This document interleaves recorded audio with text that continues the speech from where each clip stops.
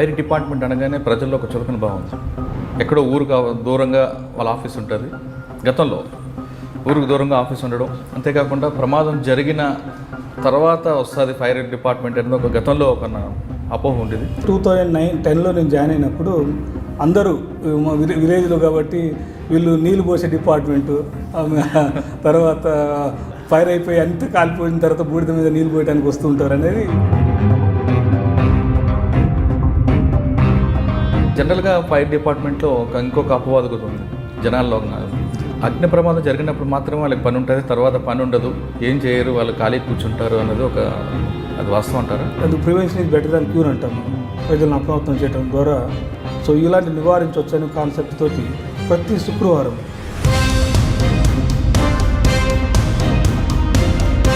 Fire engines కూడా ఊరికి గ్రామానికి ఊరి చివరిలోనూ స్టేషన్ ఉండడం, అవి కూడా తుప్పు పట్టిపోయి కనిపిస్తుంటాయి. గతంలో 118 స్టేషన్ ఉంది తెలంగాణ స్టేట్లో.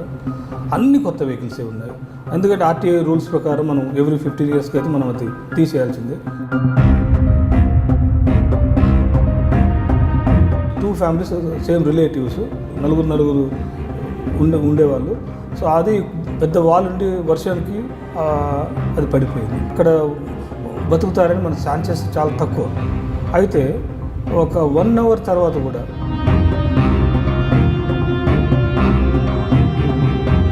క్లియర్ చేయడం జరుగుతుంది. జేసీబీని తెచ్చి మనం డెబ్రీస్ తీసుకుంటే 4 బాడీస్ దొరికాయి.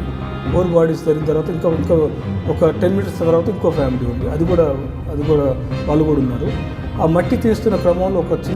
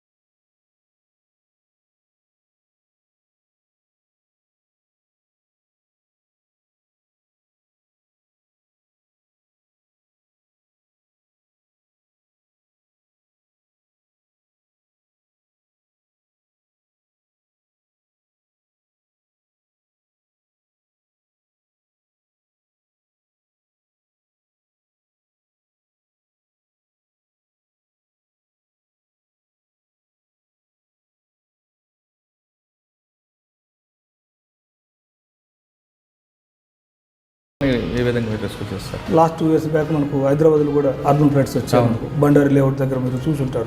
1 week ఆల్మోస్ట్ 1 week ఆపరేషన్ చేశాం. మన విలేజ్లలో ఎక్కువ కాల్స్ మనకు ఈ సమ్మర్లో స్విమ్మింగ్కి వెళ్తూ ఉంటారు పిల్లలు, డ్యామ్స్లలో కానీ ఎక్కువ కాల్స్ సార్.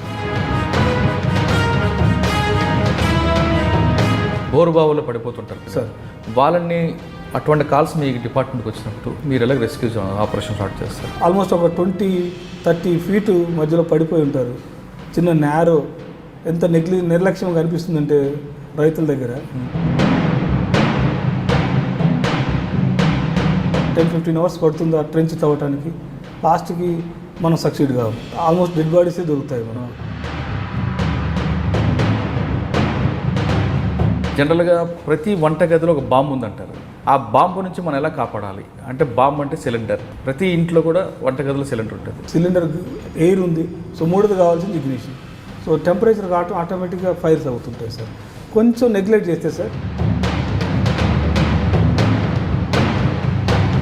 దానికంటే ముందు చాలా సిమ్టమ్స్ కనిపిస్తాయి. సో ఆ సిమ్టమ్స్ మనం కంట్రోల్ చేయగలిగితే బ్లాస్ట్ అవ్వచ్చు. ఏమొస్తాయండి సిమ్టమ్స్? అంటే 4, 5, 6 గంటల మధ్యలోనే సిలిండర్ బ్లాస్ట్ అవ్వడం, భయంకరమైన శబ్దం రావడం, ఆ ఇల్లు అదే స్లాబ్ అంతా కొలాప్స్ అయిపోవడం, చాలామంది చనిపోవడం, గాయాలు పడడం జరుగుతుంటాయి. అంటే ఆ టైంలో ఎందుకు జరుగుతుందంటే, ఇబ్రహీంపట్నంలో ఫైర్ కాల్ అయింది. 14 years గర్ల్ లైవ్ బర్న్ అయిపోయింది. ఎక్కడైతే గ్యాస్ స్టవ్ ఉంటుందో దాని కింద సిలిండర్ పెట్టి సిలిండర్ బయటకు రాకుండా కూడా డోర్స్ క్లోజ్ చేస్తారు. నెంబర్ 1. నెంబర్ 2, సెల్ ఫోన్ మాట్లాడుకుంటూ కూడా వంటలు చేస్తుంటారు. ఈ రెండింటి వల్ల ప్రమాదం జరిగే అవకాశం ఉందంటారు? Definitely sir. సో అందుకే చెప్పాను సార్, మనం ఏం పని చేస్తున్నాము, ఎక్కడ చేస్తున్నాము అనేది కొంచెం జాగ్రత్తగా కామన్ సెన్స్ ఉపయోగిస్తే సార్. చాలామంది బిల్డింగ్లు కడుతుంటారండి సార్, దానికి ఎంట్రీ ఎగ్జిట్ ఒకటే పెడుతుంటారు, సెపరేట్ కాకుండా. దీనివల్ల ప్రమాద స్థాయి పెరిగే అవకాశం ఉంటుంది. వాళ్ళు అనుకుంటారు ఇది ఎక్స్ట్రా బర్డెన్ లాగా ఫీల్ అవుతుంది కొంతమంది, అందరూ అంటలేదు, కొంతమంది కొంచెం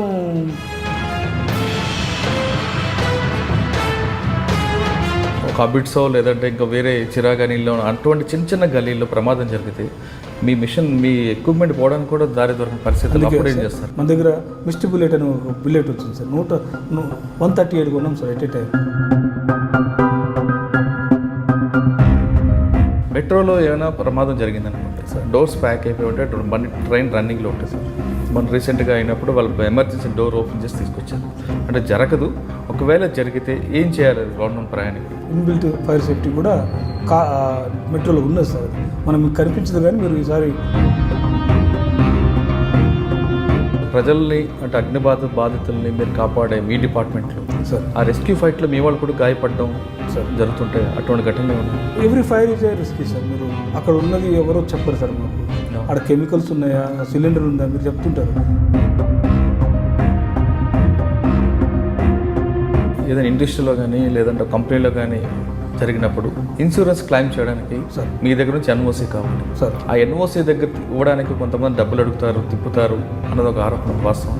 ఎన్ఓసీ అడిగారు సార్ వాళ్ళు ఫైర్ అటెండెన్స్ సర్టిఫికేట్ అని అడుగుతారు సార్. ఫైర్ అయితే కొన్ని ఇన్సూరెన్స్ కంపెనీస్ అటు ఫైర్ అయిందా కాలేదని తెలుసుకోవడానికి మీ కంపెనీ ఇప్పుడు మీ ఆఫీస్ ఉన్న బీఆర్కే భవన్కి కూడా ఫైర్ ప్రికాషన్ లేవన్నది గతంలో ఒక రిపోర్ట్ వచ్చింది, వాస్తవం కాదు? అది 1983 ఎన్టీ రామారావు గారు ముఖ్యమంత్రి ఉన్నప్పుడు కట్టిన building sir. So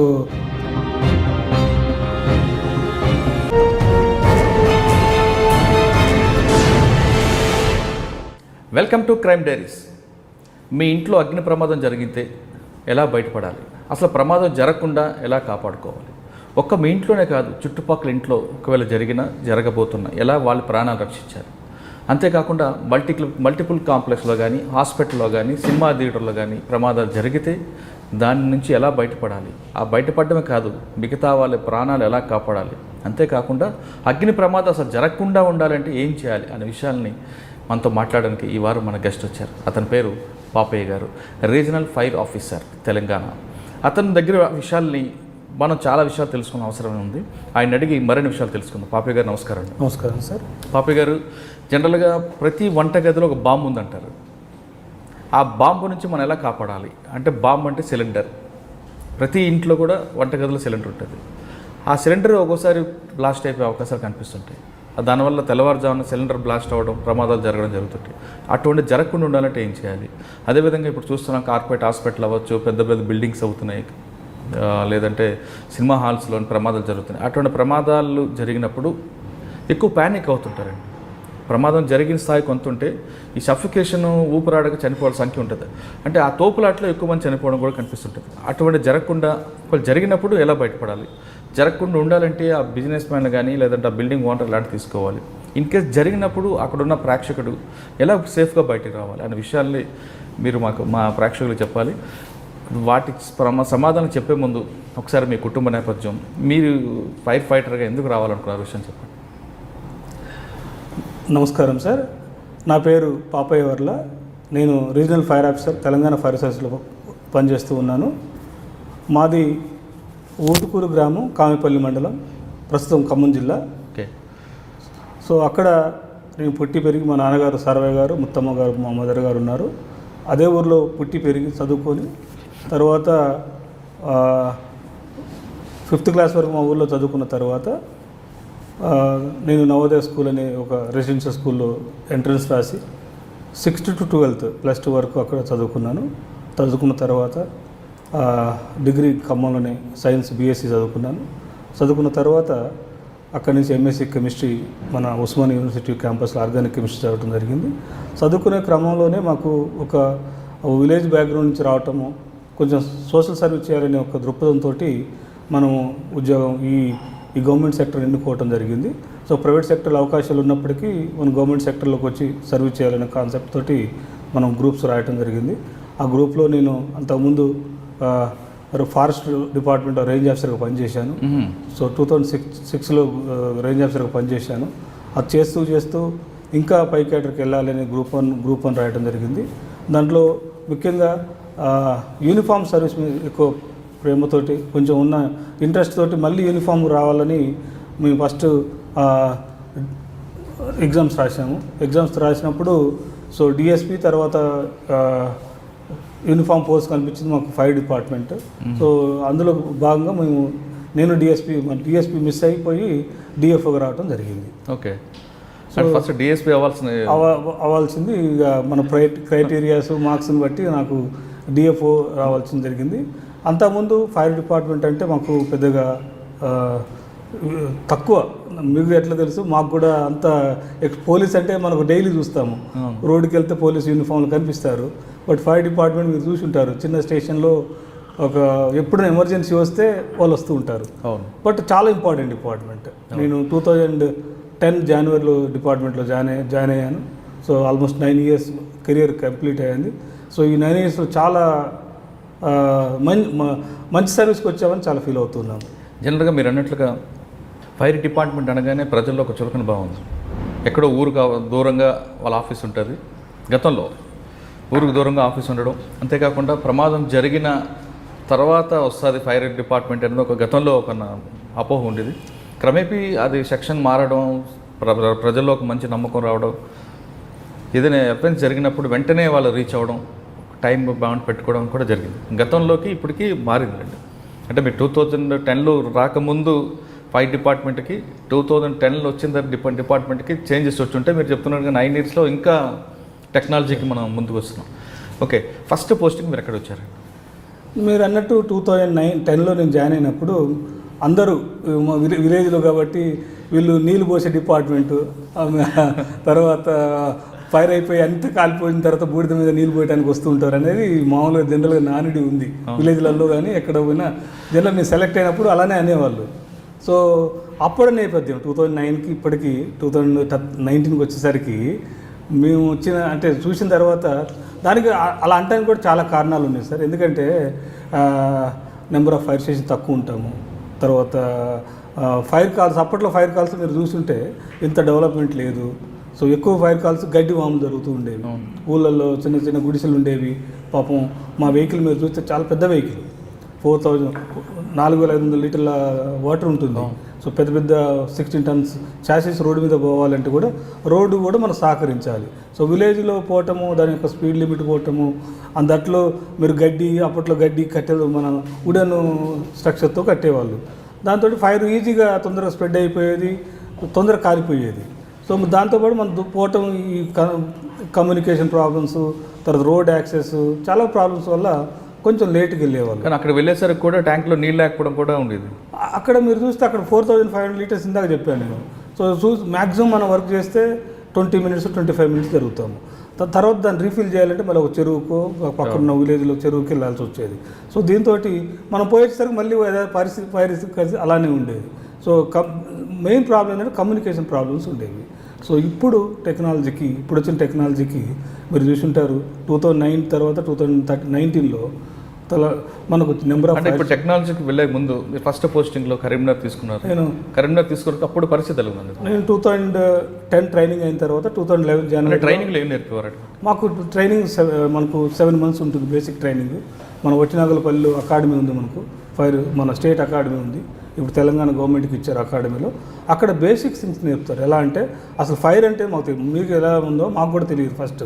so fire అంటే ఏంటి, దాని యొక్క జరగటానికి కారణాలు ఏంటి, దాన్ని మనము ఎలా కంట్రోల్ చేయాలనే బేసిక్ థింగ్స్ చెప్తారు. ఫైర్తో పాటు రెస్క్యూ ఆపరేషన్స్ ఇందాక మీరు చెప్పారు. మా యాక్చువల్గా మా పేర్లోనే ఉంది విపత్తుల స్పందన మరియు అగ్నిమాపక సేవలోనే ఉంది. విపత్తు అంటే మీరు బ్రాడ్గా చాలా సేవలు ఉన్నాయి. మన గవర్నమెంట్లో వేరే ఏజెన్సీ ఏదీ లేదు. మనమే ఏది వెళ్ళినా ఫస్ట్ రెస్పాండర్ మనమే చేయాలి. ఒక ఫ్లడ్ వచ్చినా మనలో వెళ్ళాలి. కాకి ఎట్లుందంటే కాకి మన చెట్టుకు చిక్కుకున్న మన డిపార్ట్మెంట్ వెళ్ళాల్సిన పరిస్థితి. సో రెస్క్యూ ఆపరేషన్స్ ఎలా చేయాలి, తర్వాత ఫస్ట్ ఎయిడ్ యాజ్ ఏ డాక్టర్గా మనం ఫస్ట్ వెళ్తాం కాబట్టి ఆడ బేసిక్ థింగ్స్ ఫస్ట్ ఎయిడ్ ఎలా చేయాలి, సో మనము ప్రయారిటీ ఎవరు సివియర్ ఇంజ్యూర్డ్ అయ్యారు అలా ఫస్ట్ ఎయిడ్ కూడా మనకు బేసిక్ థింగ్స్ చెప్తారు 7 monthsలో. దాని తర్వాత ఇంకా అడ్వాన్స్డ్ కోసం మాకు ఇక్కడ మన సిఎస్ఎఫ్ ఇక్కడ నిసా అకాడమీ ఉంది అకింపేటలో, అక్కడ అడ్వాన్స్ డిఎఫ్ఓలం కాబట్టి ఎక్కువ ఎక్స్పోజర్ కావాలని మాకు ఒక 2 months అక్కడ కూడా బేసిక్ ట్రైనింగ్స్ ఇచ్చారు. సో దాంతో కొంచెం ట్రైనింగ్ యొక్క క్వాలిటీ ఇంప్రూవ్ చేసుకున్నాము. ఆ ట్రైనింగ్ అయిన తర్వాత నేను ఫస్ట్ నాకు కరీంనగర్ జిల్లా 2011లో కరీంనగర్ జిల్లాకి వెళ్ళటం జరిగింది. అక్కడ మాకు ఒక 8 స్టేషన్స్ తర్వాత 3 అవుట్ పోస్టులు ఉన్నాయి. సో అది ప్యూర్లీ మీకు తెలుసు అంత రూరల్ బేస్డ్ ఫైర్స్ ఎక్కువ వస్తూ ఉంటాయి. ఎక్కువ విలేజ్లలో ఈ గడ్డివాములు గడ్డిళ్ళు, దాంతోపాటు కొన్ని చోట్లలో ఈ ఇండస్ట్రీ ఫైర్స్ ఎక్కువ మన జిన్నింగ్ మిల్స్, మన జమ్మికొంట ఏరియాకి వెళ్తే జిన్నింగ్ మిల్స్ వస్తూ ఉండేది. రామగుండం ఏరియాకి వెళ్తే కొన్ని ఇండస్ట్రీస్ ఉన్నాయి అక్కడ. అవును, రామగుండం ఏరియాలో కొన్ని ఇండస్ట్రీ చిన్న ఫైర్, పెద్ద మేజర్ ఫైర్లు ఏం కాలేదు, కానీ చిన్న ఫైర్లు అవుతూ ఉండేది. సో మనం కూడా రెస్పాండ్ అయ్యి మంచిగా అక్కడ అంతా నేను 1.5 yearలో పెద్ద మేజర్ ఫైర్ కాల్స్ ఏం కాలేదు. బట్ ఎక్స్పీరియన్స్ ఏంటంటే విలేజ్ ఎక్కువ రైతులకు సంబంధించిన ఫైర్ కాల్స్ ఎక్కువ వస్తుండేవి. సో అదిలో దృష్టిలో పెట్టుకొని నేను రీజనల్ ఫైర్ ఆఫీసర్ అయిన తర్వాత మనం అనుకుంటాం మనం రైతులకు ఏం చేయాలి, డిపార్ట్మెంట్ చాలా చిన్న స్కోప్ ఉన్న డిపార్ట్మెంట్ కాబట్టి నేను అక్కడ జిన్నింగ్ మిల్స్ ఫైర్స్ బాగా చూసేవాళ్ళం సార్. సో దాంతో మేము రీజనల్ ఫైర్ ఆఫీసర్ అయిన తర్వాత హైదరాబాద్కి వచ్చిన తర్వాత వాళ్ళను కూడా కాన్సన్ట్రేట్ చేస్తూ ఈ పోస్టర్ రిలీజ్ చేయటము, జిన్నింగ్స్ ఒక సీజన్ ఒక 3 months ఉంటుంది మనకు. మనం సెప్టెంబర్ టు డిసెంబర్ వరకు సీజన్ ఉంటుంది మనకు, ఒక 3-4 months సీజన్ ఉంటుంది కాటన్ మిల్స్. సో ఈ కాటన్ మిల్స్లో ఫైర్ సేఫ్టీ పెట్టడము, అలానే రైతులకు అవగాహన కల్పించడము, అక్కడున్న రైతు సంఘాల ద్వారా జరగకుండా పోస్టర్ రిలీజ్ చేయటము, డూస్ అండ్ డోంట్స్ ఏం చేయాలి ఏం చేయకూడదు అనేది ఆ పోస్టర్ రిలీజ్ చేయటము. సో దాంట్లో మీరు కరీంనగర్లో పనిచేస్తున్నప్పుడు ఆ అనుభవాలు తీసుకొని మేము జనరల్గా ఫైర్ డిపార్ట్మెంట్లో ఇంకొక అపవాదు కూడా ఉందండి జనాల్లో. అగ్ని ప్రమాదం జరిగినప్పుడు మాత్రమే వాళ్ళకి పని ఉంటుంది, తర్వాత పని ఉండదు, ఏం చేయరు, వాళ్ళు ఖాళీ కూర్చుంటారు అన్నది అది వాస్తవం అంటారా? అది సార్ మీరు అన్నట్టు ఒకటి వాస్తవం. కానీ మనము మన తెలంగాణ వచ్చిన తర్వాత లాస్ట్ 4-5 yearsలో అలా అపవాదు తీసేయటానికి మనకు ఎవ్రీ ఫ్రైడే, ఎందుకు prevention is better than cure అంటాం మనం. సో జరిగిన తర్వాత మనము రెస్పాండ్ అయ్యే ముందు ప్రజలను అప్రమత్తం చేయటం ద్వారా సో ఇలాంటి నివారించవచ్చు అనే కాన్సెప్ట్ తోటి ప్రతి శుక్రవారం మీరు నిన్న కూడా చూసుంటారు ఒక 120 అవేర్నెస్ క్యాంపెయిన్ చేస్తాం స్టేట్ వైడ్గా. ఎవ్రీ స్టేషన్ ఒక మ్యాండేట్ చేశాము. సో ప్రతి శుక్రవారం మనం వెళ్ళి ఎస్పెషల్లీ స్కూల్ చిల్డ్రన్, ఎందుకంటే వాళ్ళు ఒక స్కూల్కి వెళ్ళి మనం ఒక 100 మంది పిల్లలకు చెప్తే ఒక 100 ఫ్యామిలీస్ మనం ఎడ్యుకేట్ చేసిన వాళ్ళం అవుతాం. కాబట్టి ప్రతి ఫ్రైడే ప్రతి స్కూల్కి వెళ్ళి అవేర్నెస్ క్యాంపెయిన్ చేయటము, తర్వాత పిల్లలు మా స్టేషన్స్కి ఇన్వైట్ చేసి ఓపెన్ హౌస్ లాగా చెప్పటము. సో దీంతో మాకు లాస్ట్ 1 yearలో లాస్ట్ ఒక 5-6 yearsలో every year 4,000 to 5,000 mock drill చేస్తూ ఉన్నాము. ఓకే. సో దాని యొక్క ఇంపాక్ట్ ఏంటంటే సార్, మనము ఇదివరకు మేజర్ కాల్స్ చూసేవాళ్ళం, డెత్లు చూసేవాళ్ళము. మీరు ఇందా చెప్పారు ముంబై కానీ ఢిల్లీలో కానీ డెత్ మీరు చూసుంటారు, హాస్పిటల్లో ఫైర్ అయినా క్యాజువాలిటీస్ ఉంటాయి. మనకు లాస్ట్ 4-5 yearsలో ఎక్కడ కానీ హాస్పిటల్స్లో కానీ లేకపోతే హోటల్స్లో కానీ ఎక్కడ మనము డెత్ చూడలేదు. ఆ ఇంపాక్ట్ కనిపిస్తూ ఉంది మనకు. ఓకే సార్, ఫైర్ ఇంజన్స్లు కూడా ఊరికి గ్రామానికిలో ఊరు చివరిలోనో ఆ స్టేషన్ ఉండడం, అవి కూడా తుప్పు పట్టిపోయి కనిపిస్తుంటాయి. ఇది గతంలో కారణం ఏమంటారండి? ఇప్పుడు తల్లలేదు సార్. ఇప్పుడు మన దగ్గర 118 స్టేషన్స్ ఉన్నాయి సార్. మీరు ఏ స్టేషన్కి వెళ్ళి మీరు ఇప్పుడు మనం 118 స్టేషన్ ఉంది తెలంగాణ స్టేట్గా. అన్ని కొత్త వెహికల్సే ఉన్నాయి. ఎందుకంటే ఆర్టీఐ రూల్స్ ప్రకారం మనం ఎవ్రీ 15 yearsకి అయితే మనం అది తీసేయాల్సిందే. సో మాకు కూడా స్ట్రాటజీ 15 years అయితే అది రోడ్ వర్త్ కాబట్టి మనం కండెమినేషన్ పంపిస్తూ ఉంటాము. సో ప్రతి స్టేషన్ 118 స్టేషన్లు ఉన్నాయి. దాంతోపాటు 15 అవుట్ పోస్టులు ఉన్నాయి తెలంగాణ వ్యాప్తంగా. ఎక్కడ కానీ అలాంటి పరిస్థితి మనకు లేదు. అన్ని వెహికల్స్ కొత్త న్యూ వెహికల్స్ ఉన్నాయి, న్యూ టెక్నాలజీ, కొత్త ఎక్విప్మెంట్స్ ఉన్నాయి. సో మీరు అన్నట్టు ఒకప్పుడు ఊరు బయట ఉండే మేము, బట్ ఇప్పుడు అన్నీ మా దగ్గరికి అన్ని ఊళ్ళు వచ్చాయి. సో సెంటర్ ఆఫ్ ది మాకు ఎక్కడున్నా మీరు చూసుంటే 1-2 ఎకరాల భూమి ఉంటుంది. సో హైదరాబాద్ తప్ప మిగతా విలేజ్లలో ఎక్కడ ఏ డిస్టిక్ వెళ్ళినా మీకు ఫైర్ స్టేషన్ అంటే ఇప్పుడు గ్రీనరీ తోటి చాలా నీట్గా కాంపౌండ్ వాళ్ళు పెట్టుకొని గతానికి ఇప్పటికి మార్పు అయితే అప్పుడు చాలా అన్ని పక్కా బిల్డింగ్ కట్టించాము. కొన్ని హైదరాబాద్లో ప్లేస్ కాన్స్టెన్స్ తోటి హైదరాబాద్లో లేదు, కానీ డిస్టిక్లో అయితే ఆల్మోస్ట్ అన్ని ప్లేస్లలో మనకు కొత్త వెహికల్స్, కొత్త ఎక్విప్మెంట్, కొత్త బిల్డింగ్స్ కట్టి ఉన్నాయి మనకు. సార్ కరీంనగర్ తర్వాత ఎక్కడికి వచ్చారు? నేను కరీంనగర్ తర్వాత హైదరాబాద్కి వచ్చాను సార్. హైదరాబాద్లో అప్పుడు జోన్స్ ఉండేవి. హైదరాబాద్ని ఒక 4 జోన్లుగా డివైడ్ చేసినారు. సో దాంట్లో నాకు అప్పుడు ఈస్ట్ జోన్ అంటే తార్నాక, తర్వాత ఉప్పల్, ఈ ఏరియాస్ నేను చూసుకునేవాడిని. హైతనగర్ ఈ ఏరియాస్లో అక్కడ 2012 నుంచి 2015 వరకు 3 years అక్కడే వర్క్ చేశాను. అంటే అక్కడ మీరు పనిచేస్తున్న టైంలో మేజర్ ఫైర్ యాక్సిడెంట్ ఏమైనా ఉందో, మీరు రెస్క్యూ చేసినవి ఉన్నాయి? నేను 2013లో సార్ ఒక వాల్ కొలాప్స్ కుషాయిగూడలో అయింది. ఓకే. 2013లో 13 నవంబర్ టైంలో అక్కడ 2 ఫ్యామిలీస్ మీరు చూసుంటారు. చిన్న పెద్ద వాల్ కట్టేసి వాల్ పక్కన చిన్న హట్స్ వేసుకొని మనం పని ఉంటూ ఉంటారు. అందులో 2 ఫ్యామిలీస్ సేమ్ రిలేటివ్స్. సో నలుగురు పిల్లలు నలుగురు ఉండేవాళ్ళు.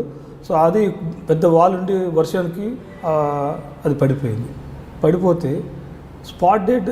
మాకు కాల్ వచ్చేసింది నైట్ 11:30కి ఆ టైంలో కాల్ వచ్చింది మాకు. సో నేను వెంబటి అందరిని అలర్ట్ చేసి అక్కడికి వెళ్ళటం జరిగింది. పోయేసరికి ఆల్మోస్ట్ ఒక హిప్పులాగా ఒక మట్టి పడిపోయింది. అప్పటి పురాతనమైన వాల్స్ మీద మట్టితో కట్టేవాళ్ళు. సో మట్టి పడిపోయి ఉండి అక్కడ బతుకుతారని మన ఛాన్సెస్ చాలా తక్కువ. అయితే ఒక 1 hour తర్వాత కూడా ఆల్మోస్ట్ 12:31 తర్వాత కూడా మనకు డెబ్రీస్ని క్లియర్ చేయడం జరుగుతుంది. జేసీబీని తెచ్చి మనము డెబ్రీస్ తీసుకెళ్తే 4 bodies దొరికాయి. 4 bodies దొరికిన తర్వాత ఇంకా ఒక 10 minutes తర్వాత ఇంకో ఫ్యామిలీ ఉంది. అది కూడా వాళ్ళు కూడా ఉన్నారు. ఆ మట్టి తీస్తున్న క్రమంలో ఒక చిన్న సౌండ్ వచ్చింది మాకు. సౌండ్ వచ్చినప్పుడు చిన్న ఆపరేషన్స్ అన్ని ఆఫ్ చేసి మా దగ్గర ఉన్న విక్టిమ్ లొకేషన్ సిస్టమ్ అని ఉంటుంది. ఆ విక్టిమ్ లొకేషన్ సిస్టమ్ ఏం చేస్తుందంటే ఎవరన్నా మనం మాట్లాడిన మన బాడీని స్కాన్ చేసి మన టెంపరేచర్ చెప్తుంది. తర్వాత ఏమైనా మాట్లాడినా మన బ్రీతింగ్ చేసిన ఆ సౌండ్స్ని రికగ్నైజ్ చేసి మనకు చెప్పగలుగుతుంది. అంటే శిథిలాల తీసి డెబ్రీస్ని క్లియర్ చేసేటప్పుడు అలా చూసినప్పుడు బాడీస్ కనిపిస్తున్నాయి. ఒక బాబు, ఒక 7 years బాబు లైవ్లో కనిపిస్తూ ఉన్నాడు. సో అప్పుడు అన్ని ఆపరేషన్స్ ఆఫ్ చేసి చాలా ఆల్మోస్ట్ నైట్ 1 o'clock మేము గుర్తించి 4 hours పట్టింది. వాళ్ళ మదరు, ఫాదరు, వాళ్ళ సిస్టర్ ముగ్గురు చనిపోయారు. వాళ్ళ మదరు అబ్బాయిని పట్టుకొని గట్టిగా కౌగులించుకొని పట్టుకోవటం వల్ల ఆ మదర్ మీద మట్టి పడి డెబ్రీస్ పడిపోయి ఉన్నది. కానీ బాబు సేఫ్గా ఒక 4-5 hours కష్టపడితే ఆ బాబుని బయటకు తీయగలిగింది. లైవ్గా దట్ వాజ్ మాకు లైఫ్ టైమ్ మెమరీ ఒక ఈవెంట్ లాగా అనిపిస్తుంది. చాలా గొప్ప విషయం సార్. మీరు జనరల్ చెప్పారు ఇప్పుడు శిథిలాల కింద ఉన్న వాళ్ళని ఆ విధంగా మేము రెస్క్యూ చేస్తామన్నది. జనరల్గా ఫైర్ డిపార్ట్మెంట్కి 2 calls వస్తుంటాయండి. అర్ధరాత్రి ఎక్కువ వస్తాయి సార్. ఏదైనా అగ్ని ప్రమాదం జరిగిందనో, లేదంటే వర్షాకాలం వస్తే గోడలు పడిపోయాను, ఇల్లు పడిపోయాను వస్తుంటాయి సార్. గోడ కొలాప్స్ అయితే మీరు వెళ్ళి ఎలా రెస్క్యూ చేస్తామన్నది మీరు చెప్పుకొచ్చారు సార్. అదే అగ్ని ప్రమాదం జరిగినప్పుడు ఫస్ట్ స్పాట్కి వెళ్ళినప్పుడు మీరు ఏం చేస్తారండి? సార్ మనకు కంట్రోల్ రూమ్ ఉంది సార్. 101 మీరు తెలంగాణ వ్యాప్తంగా 101 నెంబర్ కొడితే మనకు హైదరాబాద్లో control room, centralised control room ఉంది సార్. అక్కడ రాగానే ఫస్ట్ కాలర్ యొక్క బేసిక్ థింగ్స్ అడుగుతాం మనం. అక్కడున్న ఆఫీసరు ఎలాంటి ఫైర్ ఏంటి, ప్రిమిసెస్ ఏంటి అని కొన్ని బేసిక్ థింగ్స్ వాళ్ళు నెమ్మదిగా కొంచెం. అందుకే మీ ద్వారా మేము కాలర్స్ కూడా చెప్పేది, ఏం ఇన్ఫర్మేషన్ ఇచ్చినా కొంచెం కామ్గా కొంచెం కూల్గా ఇస్తే మన యొక్క యాక్షన్ కూడా అలానే ఉంటుంది. సో మీరు ఇన్ఫర్మేషన్ చెప్పేటప్పుడు ఎలాంటి టైప్ ఆఫ్ ప్రిమిసెస్, అక్కడ ఏం జరిగింది, మన సిలిండర్ బ్లాస్ట్ అయిందా, లేకపోతే ఇండస్ట్రీలో ఫైర్ అవుతుందా, బిల్డింగ్ కొలాప్స్ అయిందా అనేది కొంచెం బేసిక్ థింగ్స్ ఇస్తే అక్కడ కంట్రోల్ రూమ్ ఉన్న ఆఫీసర్ ఈజీగా ఏ వెహికల్ మొబిలైజ్ చేయాలి. మాకు డిఫరెంట్ ఫైర్స్ ఉంటాయండి. సో మీరు అన్నారు రెస్క్యూ కాల్స్ వస్తాయి, ఫైర్ కాల్స్ వస్తాయి. సో ఆ కాల్ను బట్టి ఆ పోయే ఆఫీసర్, అక్కడ కంట్రోల్ ఉన్న ఆఫీసరు నియరెస్ట్ ఫైర్ స్టేషన్కి కాల్ డైవర్ట్ చేస్తారు. కాల్ డైవర్ట్ చేసినప్పుడు అతనికి చెప్తారు, ఇలాంటి టైప్ కాల్ వచ్చింది కాబట్టి ఈ వెహికల్ తీసుకెళ్ళండి, ఈ ఎక్విప్మెంట్ తీసుకెళ్ళండి అని గైడ్ చేస్తారు. సో వెళ్ళేటప్పుడే అక్కడున్న వెహికల్లో వెళ్ళేటప్పుడు ఆఫీసర్స్ వాళ్ళ యొక్క సైజింగ్ అప్ అనుకుంటాము. సో మనం పోతే ఏం చేయాలి, ఎవరు ఏం చేయాలని డ్యూటీ చార్ట్ ఉంటుంది మనకు. సో ఒక క్యాడర్ వైజ్ అసెస్మెంట్ చేయాలి. అవును. మనం పోయేటప్పుడు ప్లానింగ్ ఉంటుంది. మన స్టేషన్లోనే ఒక 10-15 ఫైర్ ఉంటుంది కాబట్టి ఫైర్ బట్టి మీరు ఫైర్ని బట్టి వాటర్ యూజ్ చేయాలా, పౌడర్ యూజ్ చేయాలా, లేకపోతే different types of extinguish media కూడా ఉన్నాయి మన దగ్గర. Okay. So A type, B type, C type, ఒక డిఫరెంట్ టైప్స్ ఆఫ్ ఎక్విప్మెంట్, తర్వాత మీడియా కూడా ఎక్స్టింగ్విష్ మీడియా కూడా అవసరం ఉంటుంది. కాబట్టి వాళ్ళకి ఎలా బై ప్రాక్టీస్ వాళ్ళు చేస్తారు. సో వెళ్ళంగానే వెళ్ళిన తర్వాత సైట్కి వెళ్ళిన తర్వాత వాళ్ళకి అర్థమైపోతుంది విండ్ డైరెక్షన్స్ ఎట్లుంది, తర్వాత స్టేజ్ ఆఫ్ ఫైర్ ఏ స్టేజ్లో ఉంది, ఎలాంటి ఎక్విప్మెంట్ ఉపయోగించాలి అనేది అన్ని చేసుకున్న తర్వాత దెన్ వాళ్ళ ఇమీడియట్గా ఇవన్నీ కూడా ప్లానింగ్ స్టేజ్లోనే ఉంటుంది. వీళ్ళనే విత్ ఇన్ నో టైం వాళ్ళు ఆపరేషన్ స్టార్ట్ చేస్తారు. అంటే ఆ సీన్కి వెళ్ళిన తర్వాత అక్కడ ఫైర్ యాక్షన్ బట్టి మీ యాక్షన్ స్టార్ట్ అవుతుంది. అంతే కదా సార్. అచ్చా. అక్కడికి అసెస్ చేసుకున్న తర్వాత ఫస్ట్ మనం ప్రయారిటీ సార్ లైఫ్ లాస్ కాకుండా చూసుకోవాలి. ఫస్ట్ మనం బేసిక్ ఇన్ఫర్మేషన్ మనకు ట్రైనింగ్లో కానీ డిపార్ట్మెంట్ యొక్క మోటివ్ ఏంటంటే వీసారు అక్కడ లైఫ్ చాలా ఇంపార్టెంట్. ప్రాపర్టీ కంటే కూడా ఒక 1 crore లాస్ అయినా పెద్ద మనకు ఇబ్బంది కాదు, కానీ ఒక పర్సన్ ఇంజూర్డ్ అయినా డెత్ అయినా చాలా సీరియస్ అఫెన్స్ మనం భావిస్తాం. కాబట్టి మనం ఫస్ట్ అడిగి వెళ్ళంగానే ప్రతి ఒక్క వ్యక్తికి మనం బేసిక్ ట్రైనింగ్లో చెప్పేది లైఫ్ని సేవ్ చేయాలి. ఫస్ట్ లైఫ్ సేవ్, తర్వాత secondary property. So life save ఏమైనా ట్రాప్ అయితే మన దగ్గర ఎక్విప్మెంట్స్ ఉన్నాయి, తర్వాత బ్రీతింగ్ బిఏ సెట్స్ వేసుకుంటారు, తర్వాత ఫైర్ సూట్స్ వేసుకుంటారు, వేసుకొని దాంట్లోకి వెళ్ళి రెస్క్యూ ల్యాడర్స్ వేసుకొని అవసరమంటే మనకు దగ్గర Bronto sky lift, high-rise buildings అయితే ఇందాక మీరు చెప్పారు 54 meters వరకు పోయే బ్రాంటో స్కై లిఫ్ట్ మన దగ్గర 2 ఉన్నాయి హైదరాబాద్లో. సో వాటిని మొబిలైజ్ చేసుకోవటం. అక్కడున్న పోయిన ఆఫీసర్ ఏం చేస్తారంటే సార్, సో ఇన్స్ట్రక్షన్స్ కింద వాళ్ళకి ఇచ్చి మెసేజ్ పాస్ చేస్తారు కంట్రోల్ రూమ్కి అంటే నాకు ఇది కావాలి 1 2 3 4. సో ఇక్కడున్న కంట్రోల్ రూమ్ ఉన్న ఆఫీసర్ మిగతా సుపీరియర్ సైజ్ ఆఫ్ ఫైర్ బట్టి సుపీరియర్ ఆఫీసర్ చెప్పటము, పక్క స్టేషన్కి మొబిలైజ్ చేయటం, ఇవన్నీ సైమెంట్లీ జరుగుతూనే ఉంటాయి. సో దాంతో మనం మినిమైజ్ చేస్తాం లైఫ్ లాస్. తర్వాత నెక్స్ట్ ప్రాపర్టీస్ని ఎలా చేయాలంటే సీట్ ఆఫ్ ఫైర్ ఫస్ట్ ఎక్కడ ఫైర్ ఉన్నది కొంచెం తెలుసుకొని, సో డైరెక్ట్గా వాటర్ యూజ్ చేయాలా, లేకపోతే ఫోమ్ కూడా ఉంటుంది. ఆయిల్ ఫైర్స్ అయితే మనం ఫోమ్ యూజ్ చేస్తుంటాం. అలానే కొన్ని కెమికల్స్ ఉంటాయి, వాటర్ రియాక్టివ్ కెమికల్స్ ఇండస్ట్రీస్ మీరు చూసుంటారు. అలాంటప్పుడు వాటర్ యూజ్ చేస్తూ ఉంటే ఎక్కువ అవుతూ ఉంటుంది, ఫ్లేమ్స్ ఎక్కువ అవుతుంది. అలాంటప్పుడు మనము ఈ పౌడర్స్ యూజ్ చేయటము, సో డిఫరెంట్ మీడియాస్ ఉన్నాయి, దాన్ని బట్టి వాళ్ళు యూజ్ చేస్తూ ఉంటారు. సో దాంతోపాటు మీరు మన ఎస్పెషల్ హైదరాబాద్లో సార్ కాల్ రాగానే కంట్రోల్ అంటే మీరు 2 స్టేజ్లు చెప్పారు. ఫస్ట్ లైఫ్ రెస్క్యూ చేయడం, 2 ప్రాపర్టీస్ సేవ్ చేయడం, థర్డ్ స్టెప్ ఏముంటుంది ఆ సీన్కి వెళ్ళిన తర్వాత సార్ ఫస్ట్ లైఫ్ సేవ్ చేస్తాం సార్. తర్వాత ప్రాపర్టీని డ్యామేజ్ మినిమైజ్ చేయటము. ఓకే. మినిమైజ్ ఏంటి సార్, మా వాళ్ళు కూడా ఎక్కువ డ్యామేజ్ అవుతుంటుంది సార్. వాటర్ అనవసరంగా ఎక్కువ వాటర్ యూజ్ చేస్తూ ఉంటారు. సో దాన్ని కూడా మనము మినిమైజ్ చేయాలి. వాటర్ లాస్ వల్ల కూడా ఎక్కువ డ్యామేజ్ అవుతూ ఉంటుంది. సో ఈ ప్రాపర్టీ తర్వాత పక్కవాడికి ఒకవేళ మనం పోయేసరికి ఫైర్ ఫుల్ మీరు చూసుంటారు, లేట్ కమ్యూనికేషను, అర్ధరాత్రులు ఎక్కువ ఎవరు చూడరు, ఎవరు ఉండరు, మనకు లేట్ కమ్యూనికేషన్ వస్తుంది. సో డిస్టెన్స్ని బట్టి దానికి వెళ్ళేసరికి ఫైర్ గ్రోన్ అయిపోయి ఉంటుంది, మన అవుట్ ఆఫ్ కంట్రోల్లో ఉంటుంది. అలాంటి టైంలో పక్కన అది ఎట్లా కాలిపోతుంది కాబట్టి పక్క వాళ్ళని ప్రొటెక్ట్ చేసే అవకాశాలు ఫస్ట్ పక్క వాళ్ళని సెక్యూర్ చేసుకుంటాం, పక్క బిల్డింగ్ స్ప్రెడ్ అవ్వకుండా. ఆ బిల్డింగ్ స్ప్రెడ్ అవ్వకుండా చూసుకొని ఈ బిల్డింగ్లోకి ఎంటర్ అవుతాము. సో అది కూడా బేస్డ్ ఆన్ ది సైజు, తర్వాత బేస్డ్ ఆన్ ది ఎట్లా సైజ్ ఆఫ్ ది ఫైర్ ఏ కండిషన్లో ఉంది చూసుకున్న తర్వాత మనం ఆపరేషన్ స్టార్ట్ చేస్తాం సార్. అచ్చా. వీటితో పాటు కాజ్ ఆఫ్ ఫైర్ అనేది ఎప్పుడు చూస్తారండి? కాజ్ ఆఫ్ ఫైర్ సార్ అది ఇన్వెస్టిగేషన్లో తెలుస్తుంటుంది సార్ మోస్ట్లీ. ఇప్పుడు ఎందుకంటే సార్ ఆడికి వెళ్ళిన తర్వాత మీరు చూసుంటారు పెద్ద గ్రోన్ అయిన ఫైర్. సో గ్రోత్ అయిన ఫైర్ని మనం చూస్తే అక్కడ ఎవిడెన్సెస్ కూడా పెద్దగా మనకు ఆల్రెడీ అన్నీ అయిపోయి బర్న్ అయి ఉంటాయి, అక్కడ ఎవిడెన్సెస్ కూడా డిస్ట్రాయ్ ఉంటాయి. సో ఇన్వెస్టిగేషన్ అనేది కొంచెం టఫ్ టాస్క్ మాకైతే, ఎందుకంటే అవన్నీ కలెక్ట్ చేయాలంటే కూడా. అందుకని ఇన్వెస్టిగేషన్ పోలీసు వాళ్ళు చేస్తూ ఉంటారు. కానీ మీ డిపార్ట్మెంట్లో కూడా ఉంది కదండి. మేము జస్ట్ మా ఒపీనియన్ అడుగుతారు సార్.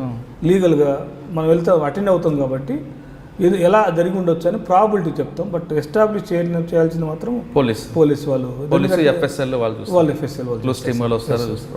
సార్ మీరు ఫైర్ డిపార్ట్మెంట్తో పాటు ఇప్పుడు ఏదైనా గోడ కొలాప్స్ అవ్వడం కానీ లేదా ఇల్లు కూలిపోతుంటాయి, అప్పుడు మీ కాల్ వచ్చినప్పుడు మీరు ఏ విధంగా వెళ్ళి ఫస్ట్ మీ బేసిక్ పాయింట్ చెప్పండి సార్. ఇందాక చెప్పాను సార్. సో ఫస్ట్ మనం బిల్డింగ్ కొలాప్స్ కానీ వాల్ కొలాప్స్ కానీ చూసినప్పుడు కార్డిన్ ఆఫ్ చేస్తారు sir with the help of the support of the police sir. మనం ఒక ఎందుకంటే మా చిన్న డిపార్ట్మెంట్ మీరు చూసింటారు. So support of the police sir, cordon off the ఏరియాని వాళ్ళతోటి చేపిస్తాం సార్. ట్రాఫిక్ కంట్రోల్ కానీ లేకపోతే ఈ ఎవరు రాకుండా లా అండ్ ఆర్డర్ ఇష్యూస్ అని వాళ్ళు చూసుకుంటారు సార్. మేము సైట్కి వెళ్ళిన తర్వాత సార్ మా డ్యూటీ ఏంటంటే సర్చ్ ఆపరేషన్ సార్.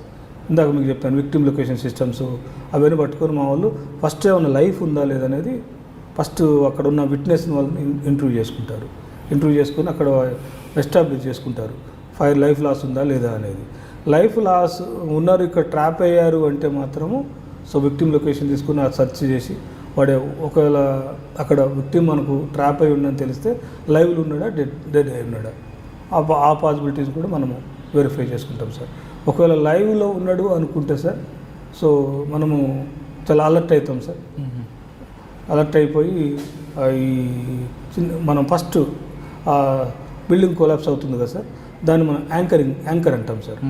స్టెబిలైజ్ చేయాలి స్ట్రక్చర్. ఫర్దర్గా మనం వెళ్ళినప్పుడు ఏది తీసేసినా అది పడిపోతుంది. పడిపోకుండా యాంకర్ దానికి సపోర్ట్ పెట్టాలి సార్. అది ఫస్ట్ యాంకర్ ప్రాసెస్ స్టార్ట్ అవుతుంది సార్.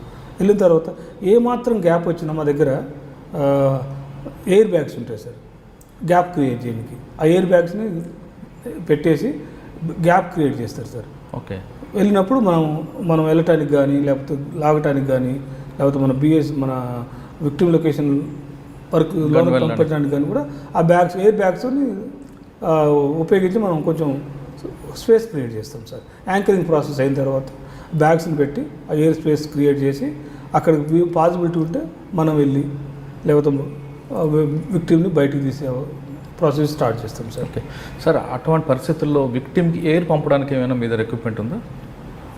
ఆక్సిజన్ పంపడానికి ఆక్సిజన్ సార్. అందుకే సార్ ఏదైనా రెస్క్యూ ఆపరేషన్ చేయాలంటే సార్ ఇందాక చెప్తాను కార్డిన్ ఆఫ్ ది పోలీస్ వాళ్ళు కార్డిన్ ఆఫ్ చేస్తారు సార్. తర్వాత లా అండ్ ఆర్డర్ ఇష్యూస్ కూడా పోలీసు వెళ్ళి చూస్తారు సార్. ఎమ్మటే మన కంట్రోల్ రూమ్ వాళ్ళు ట్రాప్ అయ్యారంటే ఇంజ్యూర్డ్ అయ్యారంటే 108కి కాల్ వెళ్తుంది సార్. 108కి డెఫినెట్ కాల్ వెళ్తుంది సార్. సో మన కంట్రోల్ రూమ్ యాక్ట్ అయితే సార్ కనెక్టింగ్ బ్రిడ్జ్ పోలీస్కి, జిహెచ్ఎంసీకి, అలానే మన హెల్త్ డిపార్ట్మెంట్కి, ఎలక్ట్రికల్ బేస్డ్ అయితే ఎలక్ట్రిసిటీకి కూడా హాట్ లైన్స్ ఉన్నాయి సార్ మా కంట్రోల్ రూమ్లో. వాళ్ళకి ఎమ్మటి ఇంటిమేట్ చేస్తారు సార్. సో ఈ లైఫ్ ట్రాప్ అయిందంటే ఆటోమేటిక్గా మనం 108 తోటి సపోర్ట్ తీసుకుంటాం. Oxygen support sir. ఓకే, దాని తర్వాత సార్ కొంతమంది వరదలు వచ్చి ఇళ్ళలో వచ్చి కూపుతుంటారు సార్, అటువంటి వాళ్ళని ఏ విధంగా మీరు రెస్క్యూ చేస్తారు సార్? మన దగ్గర ఎక్కువ మనకు ఈ గోదావరి బెల్ట్లో ఎక్కువ కాల్స్ వస్తుంటాయి సార్. లాస్ట్ 2 years బ్యాక్ మనకు హైదరాబాద్లో కూడా అర్బన్ ఫ్లడ్స్ వచ్చాయి. మనకు బండారి లేఅవుట్ దగ్గర మీరు చూసుంటారు. 1 week ఆల్మోస్ట్ 1 week ఆపరేషన్ చేశాము. సో మన దగ్గర బోట్స్ ఉన్నాయి సార్, మోటరైజ్డ్ బోట్స్ ఉన్నాయి సార్. బోట్స్తో పాటు rescue equipment, water rescue equipment, water కూడా ఒక రెస్క్యూ టైప్. ఇప్పుడు life boys, life jackets, ropes, అలానే బోట్స్ ఇవన్నీ మనం తీసుకెళ్తాం సార్. తీసుకెళ్ళి లైఫ్ జాకెట్ వేసుకొని లైఫ్ బాయ్ని తీసుకొని రెస్క్యూ ఆపరేషన్ స్టార్ట్ చేస్తాము. బోట్ కూడా ఉంది సార్. బోట్ మాకు ట్రైన్డ్ స్విమ్మర్స్ ఉన్నారు పిల్లలు, వాళ్ళని తీసుకొని వాళ్ళు డిప్లాయ్ చేసి సో ఆ రెస్క్యూ ఆపరేషన్ చేస్తూ ఉంటాం సార్. మన విలేజ్లలో ఎక్కువ కాల్స్ మనకు ఈ సమ్మర్లో స్విమ్మింగ్కి వెళ్తూ ఉంటారు పిల్లలు, డ్యామ్స్లలో కానీ ఎక్కువ calls sir. Daily 1 or 2 calls వస్తూ ఉంటాయి sir. Dead bodies mostly dead బాడీసే దొరుకుతాయి సార్. లైవ్ అనేది వెరీ రేర్ కేసెస్. డెడ్ బాడీని తీయాలంటే కూడా ఈ మన పాతాళ ఘాట ఉంటుంది, పాతాళ ఘాటతోటి డెడ్ బాడీని ట్రేస్ అవుట్ చేసి అది చాలా ట్రెడిషనల్. దాన్ని కూడా మేము వర్కౌట్ చేస్తూ ఉన్నాం సార్. ఎలా వీళ్ళని, ఎందుకంటే సార్ పెద్ద పాండ్ ఉంటుంది, కుంటుంది, ఆ కుంటలో 2 అబ్బాయి మునిగిపోతాడు. ఎక్కడో డెడ్ బాడీ ట్రై చేయడానికి ఆల్మోస్ట్ చాలా టైం పడుతుంది. ఆ పాతాళ గడ పెట్టుకొని వాడిని పికప్ చేయటం అనేది చాలా టైం. ఇలా బాడీ డికంపోజ్ కూడా అవుతుంది సార్. అదేవిధంగా ఈ మధ్యకాలంలో మీరు ఎక్కువ చూస్తుంటారు నల్గొండ, మహబూబ్ నగర్, రంగారెడ్డిలో బోరుబావులో పడిపోతుంటారు సార్. వాళ్ళని అటువంటి కాల్స్ మీ డిపార్ట్మెంట్కి వచ్చినప్పుడు మీరు ఎలా రెస్క్యూ ఆపరేషన్ స్టార్ట్ చేస్తారు సార్? మీరు చూసుంటారు రంగారెడ్డి ఏరియాలో, ఎస్పెషల్లీ రంగారెడ్డి, నల్గొండ మీరు అని చెప్పారు. ఇబ్రహీంపట్నంలో మీకు గుర్తుంటుంది 3 years బ్యాక్ ఒక పాప పడిపోయి ఉన్నది. అసలు ఆ పడిపోయినప్పుడు సార్ మాకు ఫస్ట్గా మేమే రెస్పాండ్ అవుతాము. సో ఈ ఆల్మోస్ట్ ఒక 20-30 feet మధ్యలో పడిపోయి ఉంటారు. చిన్న నేరో ఎంత నిర్లక్ష్యం కనిపిస్తుందంటే రైతుల దగ్గర బోర్ వేస్తారు, చిన్న ఒక రాయి వేసి బూడిపేస్తే అయిపోయేది. కానీ పాప ఆడుకుంటూ చాలా కేసెస్ మేము చూసాము. చూసిన తర్వాత ఏమి సొల్యూషన్ కూడా ఎక్కడ దొరకట్లేదు. సో ట్రెడిషనల్గా పక్కన ప్యారల్గా ఒక ట్రెంచ్ తవ్వుతారు, ఆల్మోస్ట్ ఒక 10-15 అవర్స్ పడుతుంది ఆ ట్రెంచ్ తవ్వటానికి. లాస్ట్కి మనం సక్సీడ్ కాము, అవును, ఆల్మోస్ట్ డెడ్ బాడీసే దొరుకుతాయి మనకు. సో దానికి ఇప్పుడు మన అక్కడ డిఆర్డిఏ మనకు కాంచన్బాగ్లో ఉంది. సైంటిస్టులని మనం రిక్వెస్ట్ చేశాము, ఇలాంటిది ఏదైనా టెక్నాలజీ ఉంటే సార్. ఎందుకంటే అప్పుడు సైమెంట్కి ఒక 2-3 కాల్స్ వచ్చాయి మనకు. ఓకే, వచ్చేస్తే ఇది చాలా చూస్తే చిన్నపిల్లలు 4 years 5 years చిన్నపిల్లలు పడుతూ ఉన్నారు సార్. దీనికి ఎక్కడ టెక్నాలజీ లేదంటే చాలా వాళ్ళ ఒక డివైజ్ కేరళ టీం ఒక డివైజ్ చేశారు సార్, సంజీవన్ అని పేరు పెట్టారు. అది ఇంకా ప్రోటోటైప్లో ఉంది సార్, ఇప్పటికీ ప్రోటోటైప్లో ఉంది. సో వాళ్ళ డిఆర్డిఓ తోటి వాళ్ళు టైఅప్ చేసుకొని మేము అలాంటిది కూడా ఒకటి తయారు చేస్తున్నాం సార్. అంటే కొన్ని స్టేట్లో ఒక టెక్నాలజీ వచ్చిందండి, బోరుబావులో పిల్లలు పడిపోతే ఒక విత్ కెమెరాతో ఆక్సిజన్ పైపు కిందకు వెళ్తుంటారు. ముందు ఆ బాబు ఎక్కడున్నాడో బాబు కానీ లొకేట్ చేస్తారు సార్. అటువంటి టెక్నాలజీ మనకు వచ్చింది. అది ఇందాక సంజీవన్ అనే పేరు పెట్టి దాని పేరే అది సార్. ఆక్సిజన్ పంపిస్తుంది.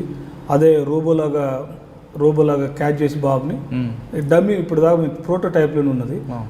రోబోలాగానే యాక్ట్ చేస్తుంది.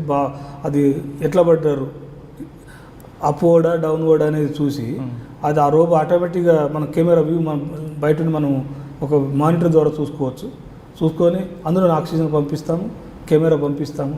సో ఇక మనం కమ్యూనికేట్ చేయొచ్చు, ఆ పిల్లవాడితో మనం బయట మాట్లాడవచ్చు, చూడవచ్చు ఏ యాంగిల్లో పడి ఉన్నాడు, తర్వాత ఎలా ఉన్నాడు అని చెప్తే మనం బయట నుండి ఆపరేట్ చేసి రోబో టైప్ లాగా మనము తీసుకొని అది ఇంకా ప్రోటోటైప్లో ఉంది.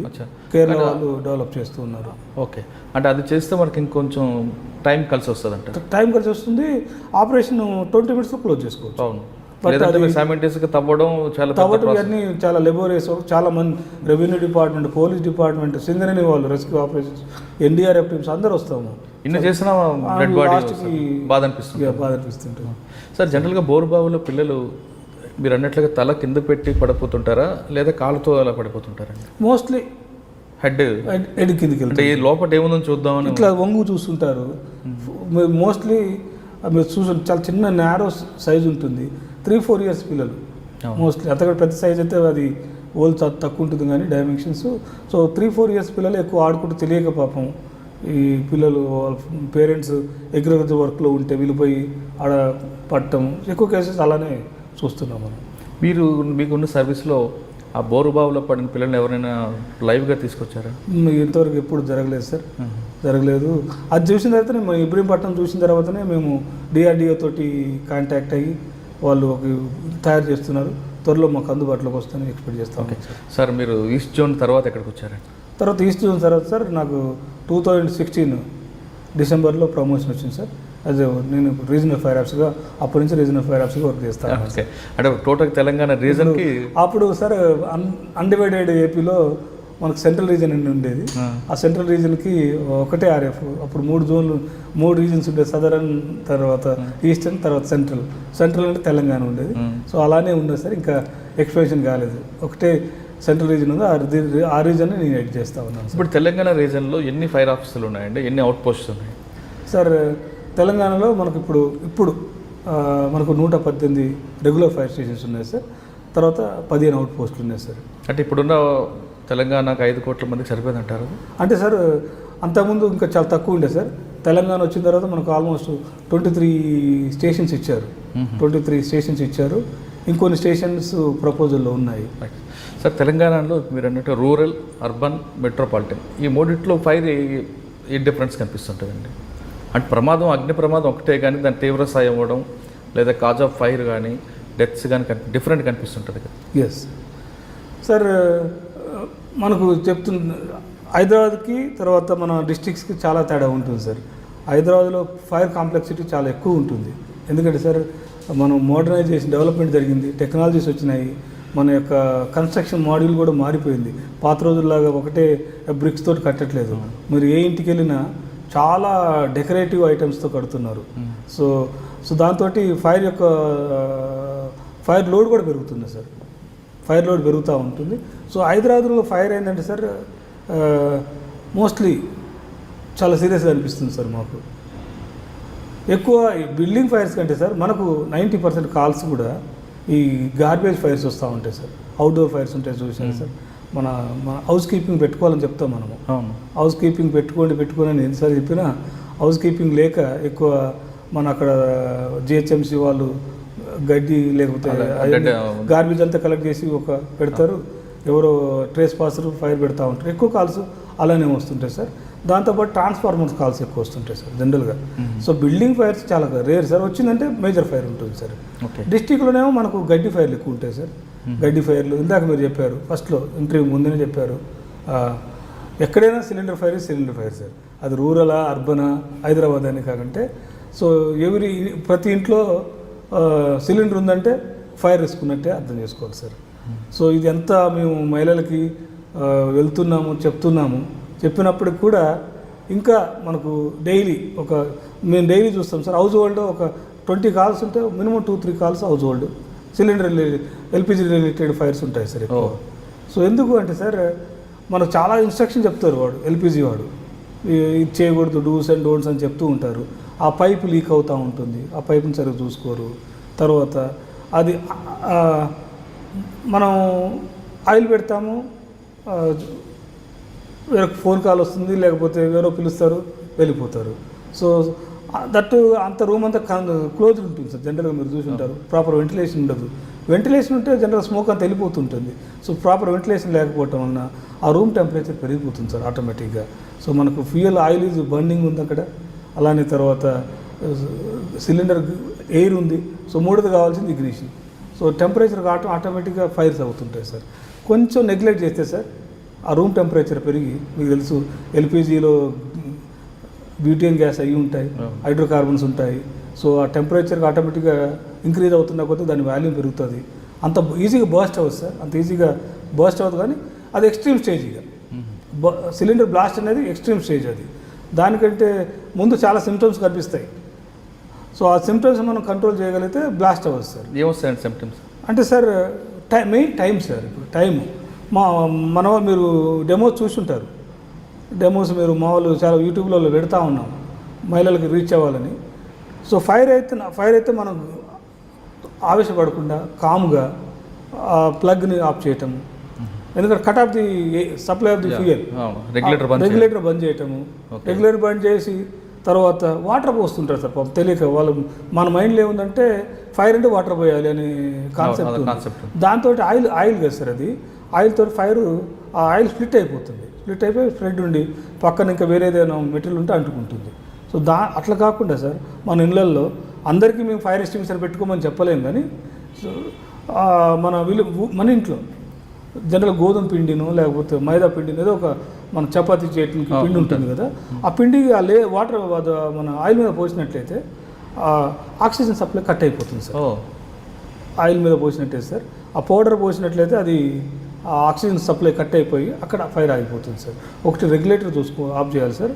లేదు అంటే మన దగ్గర కాటన్ కానీ లేకపోతే ఏదన్నా మన ఇవి బియ్యం బ్యాగ్లు ఉంటాయి, బ్యాగ్స్, గన్నీ బ్యాగ్స్ వాటర్ తుడిసి కప్పేస్తే ఆటోమేటిక్గా ఫైర్ కంట్రోల్ చేసుకోవాలి. బట్ వాటర్ వేస్తే మాత్రం స్ప్రెడ్ అవుతుంది. వాటర్ ఆయిల్ మీద పోస్తుంది సార్. మనము ఆయిల్ మీద పోసినప్పుడు ఆ ఆయిల్ స్ప్రెడ్ అయిపోయి పక్కనున్న ఆర్టికల్స్కి అంటుకునే అవకాశాలు ఉంటాయి సార్.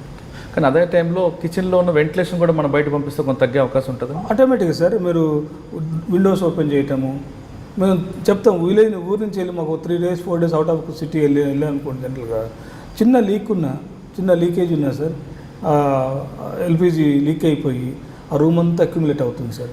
అక్యుములేట్ అయిపోయి because LPG is heavier than the air, కాబట్టి అది సెటిల్ అవుతూ ఉంటుంది సార్ కింద. అంత ఈజీగా ఎవాపరేట్ అవ్వదు సార్. సో సెటిల్ అవుతుంది కాబట్టి, సో ఎయిర్ ఉంది సార్ గాలిలో, మన ఎల్పిజి ఉంది కాబట్టి మనకు కావాల్సిన నెక్స్ట్ ఏంటి ఇగ్నిషన్ సోర్స్ కావాలి సార్.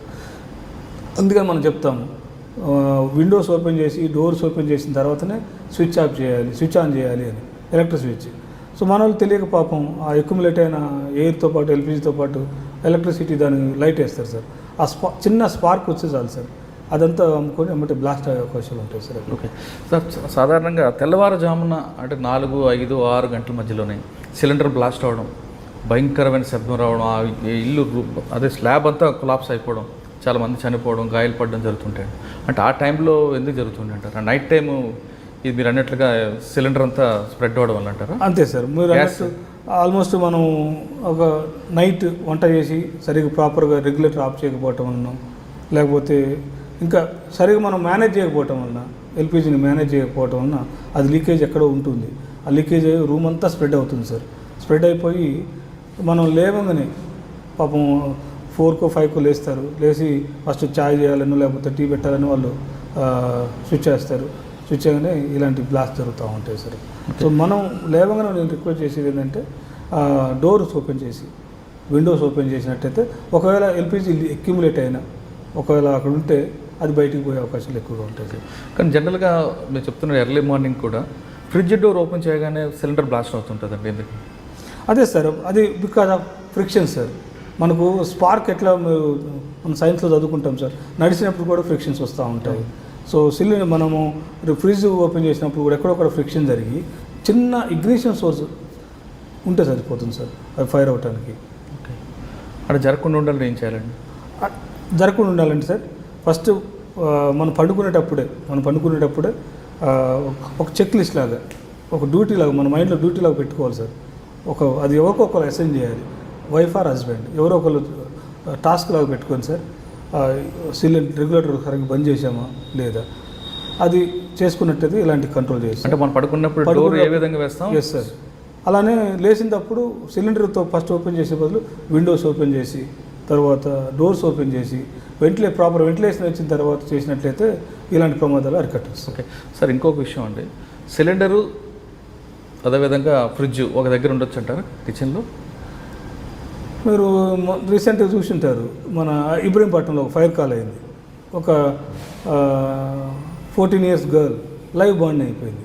అయ్యో, ఆఫ్టర్నూన్ అమ్మాయి మరి ఏం చేసిందో గాడ్ నోస్, మనకు తెలియదు. మీరు చెప్పారు కదా ఇందాక సిలిండరు తర్వాత ఫ్రిడ్జ్ ఒక్కడ ఉండొచ్చా అని. ఆ పాప మరి ఏదైనా ప్రిపేర్ చేస్తూ ఉండొచ్చు, సడన్గా చదువుకుంటుందో ఎగ్జామ్స్ అని ప్రిపేర్ అవుతున్న టైంలో గ్యాస్ ఆఫ్ చేసిందని చెప్తున్నారు.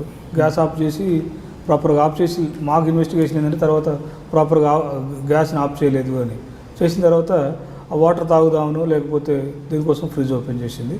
ఫ్రిడ్జ్ ఓపెన్ అయితే ఎమ్మటే బ్లాస్ట్ అయిపోయింది సార్. ఇంకోటి ఏంటంటే సార్, ఆ ఫ్రిడ్జ్లో ఉన్న కంప్రెసర్స్ ఉంటాయి మీకు, నాట్ ఓన్లీ ఎల్పిజి సిలిండర్లు మన కూల్నెస్ కోసము రిఫ్రిజిరేటర్లలో గ్యాస్ తోటి కంప్రెస్డ్ ఎయిర్ ఉంటుంది కాబట్టి అక్కడ అది కూడా హీట్ అయిపోయి ఉంటాయి సార్ అవి. సో అక్కడున్న అవి కూడా బ్లాస్ట్ అవుతాయి, ప్రమాదాలు అవుతూ ఉంటాయి. అందుకనే కిచెన్లో ఎప్పుడు ఫ్రిడ్జ్ పెట్టొద్దని మేము రిక్వెస్ట్ చేస్తాం సార్. ఇంకొక ప్రశ్న వంటగది సంబంధించింది సార్. చాలామంది వంటగదిని నీట్గా ఉంచుకోవాలని కప్బోర్డ్స్ పెట్టుకుంటూ ఎక్కడైతే గ్యాస్ స్టవ్ ఉంటుందో దాని కింద సిలిండర్ పెట్టి సిలిండర్ బయటకు రాకుండా కూడా డోర్స్ క్లోజ్ చేస్తారు, నెంబర్ 1. నెంబర్ 2, సెల్ ఫోన్ మాట్లాడుకుంటూ కూడా వంటలు చేస్తుంటారు. ఈ రెండింటి వల్ల ప్రమాదం జరిగే అవకాశం ఉందంటారు? Definitely sir. సో అందుకే చెప్పాను సార్, మనం ఏం పని చేస్తున్నాము ఎక్కడ చేస్తున్నాము అనేది కొంచెం జాగ్రత్తగా కామన్ సెన్స్ ఉపయోగిస్తే సార్. సిలిండర్లో మనము ఇందాక చెప్పాను నేను, ఎల్పిజి అక్యుములేట్ అవుతుంది సార్. ఎల్పిజి అనేది మనకు క్లోజ్ రూమ్స్ క్లోజ్ చేసుకుని ఇందాక మీరు చెప్పారు డోర్స్ క్లోజ్ చేసి అది క్లోజ్ చేసి ఇచ్చేస్తే ఏమైనా ఒక గ్యాస్ లీక్ అయినా బయటికి పోయే అవకాశాలు ఉంటాయి. మనం ఫోన్లు మాట్లాడుకొని ఏం చేస్తున్నాం అనేది కొంచెం నిర్లక్ష్యం కనిపిస్తే మనం డిజాస్టర్ చూస్తాం సార్. ఓకే, అంటే సిలిండర్ బయట కనబడితే ఏదో అందం పోతుంది అంటే కిచెన్ నీట్గా పెట్టుకుంటారండి కొంతమంది. సిలిండర్ బయట కనబడకూడదు అని కప్బోర్డ్స్ కూడా క్లోజ్ చేస్తారు, అంటే జస్ట్ ఒక గ్యాస్ స్టవ్ ఉండాలని అంటారు. దానివల్ల ప్రమాదం ఎక్కువ జరిగే అవకాశాలు ఉన్నాయి సార్. అందుకని మేము ఇప్పుడు సార్ ఎక్కువ మీరు చూసింటారు అన్ని గేటెడ్ కమ్యూనిటీస్ వస్తూ ఉన్నాయి. ఎక్కువ మనం సిలిండర్స్ని ఎక్కువ ఇంట్లో పెట్టనివ్వట్లేదు. గేటెడ్ కమ్యూనిటీస్ వచ్చినప్పుడు గ్యాస్ బ్యాంక్ అని outside of the building common gas bank పెట్టించుకొని అక్కడి నుంచి గ్యాస్ సప్లై చేపిస్తూ ఉన్నాము. సో ఇలాంటివి నివారించడానికి. ఓకే సార్, ఇంకా వంటగది నుంచి మనం సినిమా హాల్స్కి హాస్పిటల్స్ వైపు వెళ్దాం, పెద్ద పెద్ద బిల్డింగ్స్ వైపు. చాలామంది బిల్డింగ్లు కడుతుంటారండి సార్, దానికి ఎంట్రీ ఎగ్జిట్ ఒకటే పెడుతుంటారు, సెపరేట్ కాకుండా. దీనివల్ల ప్రమాద స్థాయి పెరిగే అవకాశం ఉంటుందా సార్? మీకు హైరైజ్ బిల్డింగ్కి వస్తే సార్ మన తెలంగాణ ఫైర్ సర్వీస్ యాక్ట్ ఉంది సార్ 1999 యాక్ట్ ఉంది. దాని అనుగుణంగా 2006లో రూల్స్ వచ్చాయి. ఆ రూల్స్ ప్రకారము ఏ బిల్డింగ్ అయితే 15 మీటర్లు దాటుతుందో హైట్, దానికి మనం పర్మిషన్ ఇవ్వాలి, డిపార్ట్మెంట్ నుంచి పర్మిషన్స్ ఇవ్వాల్సి వస్తుంది సార్. ఆ పర్మిషన్స్ ఇచ్చేటప్పుడు మనము చాలా పారామీటర్స్ చూస్తాం సార్, చాలా అంటే చాలా పారామీటర్స్ చూస్తాం సార్. సో అలాంటివి మెయిన్ మనం చూసే సార్, మీరు ఇందాక చెప్పారు బిల్డింగ్ ఎంట్రీ ఎగ్జిట్ సపరేట్గా ఉండాలని మ్యాండేటరీగా చెప్తాం సార్. ఒక ఎంట్రీ ఒక ఎగ్జిట్ ఉండాలి, విత్ 4.5 మీటర్స్ ఉండాలని చెప్తుంటాం. బిల్డింగ్ వెళ్ళిన తర్వాత సార్ బిల్డింగ్ వెంటిలేషన్ ఆస్పెక్ట్తో పాటు దానికి ఫైర్ గ్యాప్ అంటాం సార్. ఫైర్ గ్యాప్ తర్వాత మా వెహికల్ తిరగటానికి, ఎందుకంటే మరి 45 టన్స్ ఉన్న వెహికల్ తిరగాలి కాబట్టి ఆ వెహికల్ తిరగటానికి ఒక హైట్ని బట్టి సార్, బిల్డింగ్ యొక్క హైట్ని బట్టి ఓపెన్ స్పేస్ మారుతూ ఉంటాయి సార్. ఆ ఓపెన్ బిల్డింగ్ ఒక 30 మీటర్స్ ఉందనుకోండి సార్, 10 మీటర్స్ 4 సైడ్లు 10 మీటర్స్ ఉండాలి అని నామ్స్ పెడతాం సార్. అవి పెట్టిన తర్వాత సార్ బిల్డింగ్కి వచ్చినప్పుడు బిల్డింగ్ లైఫ్ సేఫ్టీ చాలా ఇంపార్టెంట్ సార్. ఫైర్ సేఫ్టీ కంటే లైఫ్ సేఫ్టీ అంటే సార్ నేను చెప్పేది స్టేర్ కేసు 15 మీటర్స్ దాటిందంటే మినిమం 2 స్టేర్ కేసులు ఉండాలి. అది వాటి యొక్క లొకేషన్ కూడా మనము ప్లాన్లో చూసి చెప్తాం సార్, ఇలా కట్టుకోవాలని. స్టేర్ కేసులతో పాటు సార్ ఈ కన్స్ట్రక్షన్ కూడా 2 అవర్ ఫైర్ రేటెడ్ కన్స్ట్రక్షన్ ఉండాలని మనం చెప్తుంటాం. దాంతోపాటు లాస్ట్ పారామీటర్ ఏంటంటే సార్ ఫైర్ సేఫ్టీ అంటే లైక్ స్ప్రింక్లర్స్ పెట్టడము, తర్వాత ఎస్టింగ్విషర్స్ పెట్టడము, స్మోక్ డిటెక్టర్స్ పెట్టడము, తర్వాత వాటర్ సిస్టమ్ పైన ట్యాంకు కింద అండర్గ్రౌండ్ ట్యాంకు, ఇవన్నీ మనం చెప్తాం. దీంతోపాటు fire management sir. Fire management మీరు మల్టీప్లెక్స్కి వెళ్తే సైనేజెస్ కనిపిస్తూ ఉంటాయి, ఎమర్జెన్సీ ఎగ్జిట్ అని ఒక యారో మనకు చూపెడతా ఉంటాం. యారో తర్వాత స్టేర్ కేసు, తర్వాత యారోస్, మాకు యూఆర్ఈఆర్ అని ఒకటి మనకు ఫైర్ నోటీస్ అని ఒకటి కనిపిస్తూ ఉంటుంది. In case of fire call 101 అని మనకు కొన్ని నోటీసులు అక్కడక్కడ, ఇవన్నీ కూడా మేనేజ్మెంట్ అంటాం sir, fire management. So building management. తర్వాత దాంతోపాటు బిల్డింగ్ కట్టిన తర్వాత సార్ అక్కడ డెఫినెట్గా వాళ్ళు ట్రైన్ చేయాలి సార్. ఇప్పుడు మీరు నేను లేమ్యాన్లో ఒక బిల్డింగ్కి వెళ్తాం సార్. సో మన ఇల్లు అయితే మన ఎక్కడ వేరే బోర్డ్స్ మనకు తెలుస్తాయి, కానీ ఒక థియేటర్కి వెళ్ళినప్పుడు కానీ ఒక హాస్పిటల్కి వెళ్ళినప్పుడు కానీ మనం కూడా న్యూ ఎంట్రీ హాస్పిటల్ చూస్తే బాగుంటుంది, మంచి కన్సల్టెంట్ డాక్టర్ ఉంటారు, ఆ బిల్డింగ్ పట్టించుకోము మనం, ఆ డాక్టర్ గురించే పట్టించుకుంటాము. సో ఆ బిల్డింగ్కి మనం వెళ్తున్నప్పుడు మనకు అసలు ఏం తెలియదు మనకు. అక్కడ ఏదైనా అయినప్పుడు మనకు గైడ్ చేయడానికి అక్కడ ఇన్ హౌస్ ట్రైన్డ్ ఆఫీసర్స్ ఉండాలి, ట్రైన్డ్ ఆఫ్ పర్సనల్స్ ఉండాలి. ఇన్ కేస్ ఆఫ్ ఎమర్జెన్సీ మనల్ని డైరెక్షన్ చెప్పేటట్టు, ఎట్లాగో యారోస్ అవన్నీ ఉంటాయి. ఉన్నప్పటికీ కూడా ఈ ఎమర్జెన్సీ ప్యానిక్ సిచ్యువేషన్లో ఇందాక చెప్పాను లైఫ్ లాస్ కాకుండా చూసుకోవాలి మనం. స్టాంపేడ్ కానీ లైఫ్ లాస్ కానీ ప్రాపర్టీ లాస్ అయినా మనకు పెద్ద ఇబ్బంది కాదు, కానీ లైఫ్ లాస్ కాకుండా చూసుకోవాలి సార్. దాన్ని మినిమైజ్ చేయడానికి ఈ బిల్డింగ్ మేనేజ్మెంట్ వాళ్ళు ట్రైన్డ్ ఆఫీసర్స్ పెట్టాలి సార్. అంటే సెక్యూరిటీ ప్రతి సెక్యూరిటీ వాడు ట్రైన్ అయి ఉండాలి sir. In case of fire కానీ in case of any emergency, not only fire, any emergency మనం ఏం చేయాలి, ఎలా ఎవాక్యుయేట్ చేయాలి. అందుకనే ఫ్లోర్ లీడర్స్ని ఈచ్ ఫ్లోర్కి ఒక్కొక్క ఇన్ఛార్జిని పెడతారు, ఫ్లోర్ లీడర్స్ని అని. తర్వాత ఫైర్ ఫైటింగ్ ఎక్విప్మెంట్ ఎలా యూజ్ చేయాలి, డూస్ అండ్ డోంట్స్ ఒక ఎక్విప్మెంట్ పెడతారు సార్. పెట్టి అది యూజ్ చేయకపోతే ఉపయోగం లేదు, lakhs of rupees పెడతారు. పెట్టిన తర్వాత అది ఎట్లా యూజ్ చేయకపోతే ఉపయోగం లేకుండా ఉండిపోతుంది. సో దాన్ని ఎలా యూజ్ చేయాలి, ఇన్ కేస్ ఎమర్జెన్సీ అయితే మమ్మల్ని ఎలా అప్రోచ్ అవ్వాలి, ఫైర్ డిపార్ట్మెంట్ని ఎలా అప్రోచ్ అవ్వాలి, పోలీసుని ఎలా అప్రోచ్ అవ్వాలని బేసిక్ ట్రైనింగ్ మనం ఇస్తూ ఉంటాం సార్. ఇవన్నీ చేసిన తర్వాతనే మనం పర్మిషన్స్ ఇస్తాం. అంటే మీరు చెప్తున్న 15 మీటర్లు ఉన్న బిల్డింగ్ వరకు పైన వాటర్ ట్యాంకు కింద వాటర్ ట్యాంక్ ఉండాలంటారు. ఉంటారు ఈ రెండు మస్ట్ ఉంటాయి సార్. దీంట్లో 15 మీటర్లు దాటిన తర్వాత మీరు చెప్పిన కొన్ని ఫైర్ ప్రికాషన్స్, స్ప్రింక్లర్స్ అవ్వు, తర్వాత ఎమర్జెన్సీ ఎగ్జిట్ ఇవన్నీ పెట్టాలంటున్నారు.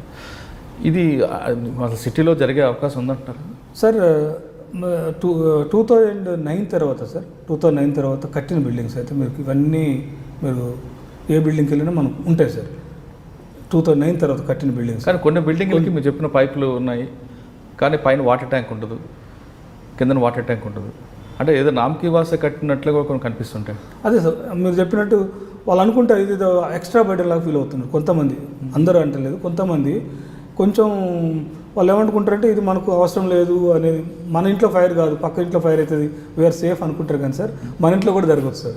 అందుకని మేము టైం అండ్ నేనే అగైన్ అందరు అసోసియేషన్స్ కానీ తర్వాత మీడియా ద్వారా కానీ అందరికీ చెప్తుంటాం, ఎక్విప్మెంట్ ఎట్లా పెట్టుకున్నారు దాని మెయింటెనెన్స్, దాన్ని యాన్యువల్ మెయింటెనెన్స్ ఇచ్చుకోండి. సో ఒకవేళ అంతే దాన్ని మినిమైజ్ చేయడానికి సార్ మన దగ్గర ఒక డేటాబేస్ ఉన్నది సార్. మన దగ్గర నుంచి పర్మిషన్ ఇచ్చిన బిల్డింగ్లో ఒక డేటాబేస్ ఉంటుంది.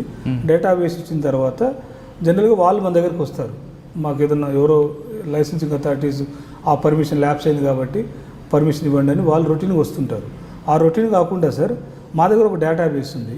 ఆ డేటాబేస్లోంచి ర్యాండమ్గా సర్ప్రైజ్ ఇన్స్పెక్షన్ చేస్తూ ఉంటాం సార్. సర్ప్రైజ్ ఇన్స్పెక్షన్ చేస్తూ ఉంటాము. సర్ప్రైజ్ ఇన్స్పెక్షన్ చేసిన తర్వాత ఏమన్నా మీరు అన్నట్టు ఇందాక వాటర్ లేకపోవటము, పైపు వర్క్ చేయకపోవటము, ఇలాంటి 1, 2, 3 పెట్టుకొని ఎమ్మటే ప్రాసిక్యూట్ లాజ్ చేస్తాం. ప్రాసిక్యూషన్ మా యాక్ట్లో ప్రొవిజన్ ఉన్నది సార్, ఇమీడియట్గా ప్రాసిక్యూట్ చేస్తాం. దాంతోపాటు ప్రాసిక్యూషన్ కంటే సార్ మేము ప్రెస్ రిలీజ్ చేస్తున్నాం సార్.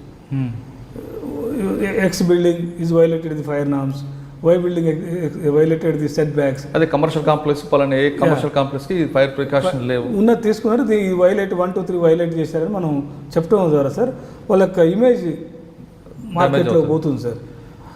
దాంతో మాకు మీరు ఆశ్చర్యకరమైన చాలామంది మెయిల్ చేస్తుంటారు సార్ ఈ బిల్డింగ్ సేఫా అని.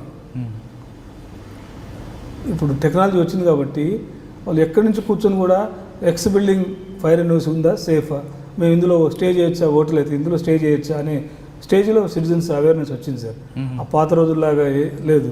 సో మేము కూడా వాళ్ళకి ప్రాంప్ట్ రెస్పాన్స్ ఇస్తూ ఉన్నాము. సో ఇది కాంప్లైన్స్, ఈ ఫైర్ సేఫ్టీ కాంప్లైన్స్ ఉంది, యూ కెన్ స్టే అని మేము కాన్ఫిడెన్స్ ఇస్తూ ఉన్నాం సార్. ఓకే సార్, మీరు ఇందాక చెప్పినట్లుగా 15 మీటర్ల హైట్ ఉన్న బిల్డింగ్ చుట్టూ ఫైటింగ్ చేయడానికి వెహికల్ ఉండాలి. కానీ హైదరాబాద్ లాంటి ఏరియాలో స్థలం దొరకడం కష్టం కదండి, వెహికల్ తిరగడానికి అంత ప్లేస్ ఎక్కడ దొరుకుతుంది? అందుకే సార్ మీరు చూస్తే ఇప్పుడు వచ్చే డెవలప్మెంట్స్ అన్నీ మీకు రంగారెడ్డిలో కనిపిస్తున్నాయి. ఆల్రెడీ ల్యాండ్ బ్యాంక్ హైదరాబాద్లో ఎక్కడా లేదు మీకు. మీరు రంగారెడ్డి పెరిఫెరీ రంగారెడ్డిలలో ఎక్కువ హైరేజ్ బిల్డింగ్స్ 150 మీటర్ల బిల్డింగ్స్ వస్తున్నాయి మన. కానీ మీరు చెప్పిన హైదరాబాద్లో లాంటి ప్రాంతంలో ఒక అబిడ్సో లేదంటే ఇంకా వేరే చిరాగానీలో అటువంటి చిన్న గల్లీల్లో ప్రమాదం జరిగితే మీ మిషన్, మీ ఎక్విప్మెంట్ పోవడానికి కూడా దారి దొరకని పరిస్థితులు, అప్పుడు ఏం చేస్తారు? అదే సార్, అందుకనే మీకు 2000 తెలంగాణ ఏర్పడిన తర్వాత సార్ 2015 అంతకుముందు మన దగ్గర ఓన్లీ మీరు అన్నట్టు ఓన్లీ పెద్ద వెహికల్ ఉండేది. మన దగ్గర మిస్టీ బుల్లెట్ అని ఒక బుల్లెట్ వచ్చింది సార్. 138 కొన్నాం sir at a time. 138 each మన హైదరాబాద్లో స్టేషన్కి 2 ఇచ్చాము, డిస్టిక్లలో ఒక్కొక్కటి ఇచ్చాము. సో మిస్టీ బుల్లెట్ వెళ్తుంది sir. First turn out Misty bullet చేస్తాం సార్. దాంతోపాటు చిన్న మినీ జీప్స్ ఉన్నాయి మన దగ్గర, మినీ వాటర్ టెండర్ అని ఒక 1000 లీటర్స్ జీప్స్ ఉన్నాయి. అవి అవసరమైతే అవి తీసుకెళ్తాం సార్. నెక్స్ట్ రిసార్ట్ మనట్టు పెద్ద వెహికల్స్ ఎక్కడ దాకా వెళ్తుందో అక్కడ దాకా వెళ్ళి అక్కడ నుంచి మనం ఓజెస్ వేసుకుంటూ వెళ్తూ ఉంటాం సార్. అది సో ఇక్కడ beauty of Hyderabad sir, coordination with Hyderabad metro water works sir. ఇది ఒక పాత మీరు 3-4 ఇయర్స్ బ్యాక్ సార్ ఒక వెహికల్ వెళ్ళిందంటే మళ్ళీ రీఫిల్లింగ్కి ఇంకొక వెళ్ళాల్సి వచ్చింది సార్. మీరు సిటీ కన్వర్జెన్స్ అనే గ్రూప్ ఉన్నది సార్. ఇక్కడ ఏ చిన్న ఫైర్ అయినా వాటర్ వర్క్స్ వాళ్ళు వచ్చేస్తారు సార్. మా వెహికల్ 4 వెళ్ళినా సార్ 4 వెహికల్స్ అక్కడే స్టేషన్ అయి ఉంటుంది సార్. సో దాని బ్యాకప్ వాటర్ వర్క్స్ వాళ్ళు ఇస్తూ ఉన్నారు సార్. పాత రోజుల్లాగా మనం పోయి నింపుకోవాల్సిన అవసరం లేదు సార్. హైదరాబాద్ మెట్రో వాళ్ళు మీకు ఏం సపోర్ట్ చేస్తున్నారు? వాటర్ ట్యాంకర్స్ వస్తాయి సార్. వాటర్ ట్యాంకర్స్ మన ఆ ఫైర్ స్పాట్కి వస్తాయి సార్. అక్కడ రావటం వలన సార్ 4 ఇంజన్లు ఉన్నాయంటే 4 ఇంజన్లు అక్కడే ఉండిపోతాయి సార్. ఇక until unless fire fighting operations అయ్యేంత వరకు. సో ఎక్స్ట్రా వాటర్ సపోర్ట్ మొత్తము మన హైదరాబాద్ వాటర్ వర్క్స్ వాళ్ళు ఇస్తారు సార్. అంతకుముందు ఇట్లా లేకుండా సార్ మేము వెళ్ళి నింపుకునే వాళ్ళం మా స్టేషన్లోనూ, లేకపోతే ఫిల్లింగ్ స్టేషన్స్ ఉంటాయి హైదరాబాద్ మెట్రో వాటర్ వర్క్స్ వాళ్ళు. తర్వాత మనం ఈ కోఆర్డినేషన్ పెట్టుకొని మేము రిక్వెస్ట్ చేసుకొని డిపార్ట్మెంట్లలో సో ఈ వాటర్, ఎందుకంటే water is the main source మనకు ఫైర్ ఫైటింగ్ ఆపరేషన్స్కి. కాబట్టి హైదరాబాద్ వాటర్ వర్క్స్ వాళ్ళు ఈ వాటర్ సప్లై చేస్తూ ఉన్నారు సార్. ఓకే సార్, మీరు చెప్పినట్లుగా చిన్న గల్లీలో కూడా వెళ్ళి మంటలు ఆర్పడానికి మీ దగ్గర ఎక్విప్మెంట్ వచ్చింది సార్. ఇప్పుడు హైదరాబాద్లో కానీ హైదరాబాద్ సరౌండింగ్లో దాదాపు 60 అంతస్తుల బిల్డింగ్లు కడుతున్నారు సార్. 60 అంతస్తులు కానీ ప్రమాదం జరిగిందంటే సార్ మీరు ఏ విధంగా రిస్క్ చేసుకొస్తారు సార్? మరి చూసింటారు టెక్నాలజీ పెరుగుతుంది, సో డెవలప్మెంట్ కూడా పెరుగుతూ ఉన్నది సార్. సో మన దగ్గర ఇప్పటివరకు అయితే 54 మీటర్ ల్యాడర్ ఉన్నది సార్. సో అదే ముంబై నేను మా డీసీ సార్ ముంబై వెళ్ళి చూసి వచ్చాం సార్. అక్కడ 450 మీటర్స్ బిల్డింగ్ కడతా ఉన్నారు సార్. ఓ వాళ్ళ దగ్గర కూడా 70 మీటర్స్ ల్యాడరే ఉన్నది sir. So basic things sir, అందరూ పబ్లిక్ అనుకుంటారు సార్, ఎందుకంటే సార్ 70 మీటర్స్ దాటిందంటే సార్ ల్యాడర్, ఎస్పెషల్లీ మనం కూడా వెళ్ళాలి కదా సార్ రెస్క్యూ ఆపరేషన్స్కి. సో విండ్ డైరెక్షన్స్ కూడా ఉంటుంది సార్, అది స్వింగ్ అవుతూ ఉంటుంది సార్. ఒక 70 మీటర్స్ దాటిందంటే మనం ఎక్స్టర్నల్ ఆపరేషన్ చేయలేము సార్. బయట నుంచి మనం ఫైర్ ఫైటింగ్ అనేది రెస్క్యూ ఆపరేషన్ చేయలేము. అందుకనే మన బాడీలో ఇమ్యూనిటీ ఎలా ఉందో, డబ్ల్యూబీసీ ఎలా ఉందో సో బిల్డింగ్ సేఫ్టీ ఉండాలనేది చాలా ఇంపార్టెంట్ సార్. దానికి ఎవరైతే ఐరేజ్ బిల్డింగ్కి వెళ్తుంటారో sir, building safety, internal safety చాలా ఇంపార్టెంట్ సార్. దానికోసమే మనకు రెఫ్యూజ్ ఏరియాస్ బిల్డింగ్లోనే ఇన్ కేస్ ఆఫ్ ఎమర్జెన్సీ అయితే ఫైర్ అయితే రెఫ్యూజ్ ఏరియాస్, తర్వాత ప్రాపర్ వెంటిలేషన్, స్మోక్ మేనేజ్మెంట్, తర్వాత ఈ ఫైర్ షాఫ్ట్ అని ఉంటుంది సార్. ఫైర్ షాఫ్ట్ అంటే సార్ ఫైర్ లిఫ్ట్ ఉంటుంది, తర్వాత స్టేర్ కేస్ అందులోనే ఉంటుంది, ఫైర్ లాబీ ఉంటుంది సార్. మనం ఒకసారి ఫైర్ అయింది అని ఆ లాబీలోకి వెళ్ళామంటే 2 hours ప్రొటెక్ట్ అయ్యింది సార్. ఆ లిఫ్ట్ ద్వారా మీరు డైరెక్ట్గా గ్రౌండ్ ఫ్లోర్కి వచ్చేది సార్. ఓకే, ఇవన్నీ ఇన్బిల్ట్ సేఫ్టీ సార్. ఇవన్నీ ఎక్స్టర్నల్ సేఫ్టీ కంటే కూడా ఇన్బిల్టీ, బిల్డింగ్లోనే సేఫ్టీ ఉండాలనేది కాన్సెప్ట్ తోటి మనమే కదా వరల్డ్ వైడ్ చేస్తూ ఉన్నారు సార్. ఇది మనం అనుకుంటాము, మీరు ఇందాక అన్నారు 60 floor ఫైర్ అయితే ఏం చేస్తామని. సో అందుకనే 200 meters దాటితే సార్ మనకు ఒక ఖురాన్, బైబిల్, భగవద్గీత ఎలానో ఇండియా వైడ్ ఎన్బీసీ అని ఉంటుంది సార్, నేషనల్ బిల్డింగ్ కోడ్ అనేది ఉంటుంది. 2016లో వచ్చింది మనకు. ఆ కోడ్ ఎవరు ఫాలో అయినా ఆ కోడే ఫాలో అవ్వాల్సింది సార్. ఆ కోడ్లో అంతకుముందు 60 meters తోటి హెలిప్యాడ్ పెట్టాల్సి వచ్చేది. ఇప్పుడు 200 metersకి హెలిప్యాడ్ ప్రొవిజన్ కూడా ఇచ్చారు sir. In case of emergency army వాళ్ళని హెల్ప్ తీసుకోవటము, ఇంకా వేరే వాళ్ళని ఎయిర్ ఫోర్స్ వాళ్ళని తీసుకుందామని హెలిప్యాడ్ ప్రొవిజన్ కూడా పెట్టాం మనం ఐరేజ్ బిల్డింగ్కి. సో రెస్క్యూ ఆపరేషన్ చేయాలంటే చేపను కూడా యూజ్ చేసే అవకాశాలు ఉన్నాయి సార్. మోర్ ఓవర్ సార్, వాటికంటే కూడా ఇన్బిల్ట్ సేఫ్టీ, బిల్డింగ్ యొక్క సేఫ్టీ ఉండాలనేది ఇంపార్టెంట్ సార్. ఎక్స్టర్నల్ ఒక సర్టెన్ హైట్ 70 meters దాటిందంటే ఎక్స్టర్నల్ ఆపరేషన్స్ చాలా కష్టం అవుతుంది సార్. సార్ మీరు ఎక్కువ ప్రమాదం, అగ్ని ప్రమాదం ఎలా జరుగుతుంది సార్? జరిగినప్పుడు మీ డిపార్ట్మెంట్ రీచ్ అవ్వడం, వాటితో పాటు రెస్క్యూ చేయడం చెప్పుకోవచ్చు సార్. అసలు జరగకుండా ఉండాలంటే ఏం చేయాలనే విషయాన్ని మనం వస్తే సార్, ఇప్పుడు మనం హైదరాబాద్లో ఎక్కువ మెట్రో సార్, మెట్రోలో ఏమైనా ప్రమాదం జరిగిందనుకోండి, డోర్స్ ప్యాక్ అయిపోయి ఉంటే ట్రైన్ రన్నింగ్లో ఉంటుంది. మన రీసెంట్గా అయినప్పుడు వాళ్ళు ఎమర్జెన్సీ డోర్ ఓపెన్ చేసి తీసుకొచ్చారు. అంటే జరగదు, ఒకవేళ జరిగితే ఏం చేయాలి లండన్ ప్రయాణికులు? సార్ మీరు చూసింటారు, మెట్రో లాస్ట్ 1 year నుంచి నడుస్తూ ఉంది. సో ఈ మెట్రో ఎన్ని స్టేషన్స్ ఉన్నాయో ఆ స్టేషన్లు అన్నింటిలో కూడా ఇది నేషనల్ బిల్డింగ్ కోడ్ ప్రకారం D7 అనే కేటగిరీలో ఎలివేటెడ్ స్ట్రక్చర్లో పెట్టారు సార్ ఇది. సో దాంట్లో కొన్ని నామ్స్ పెట్టారు.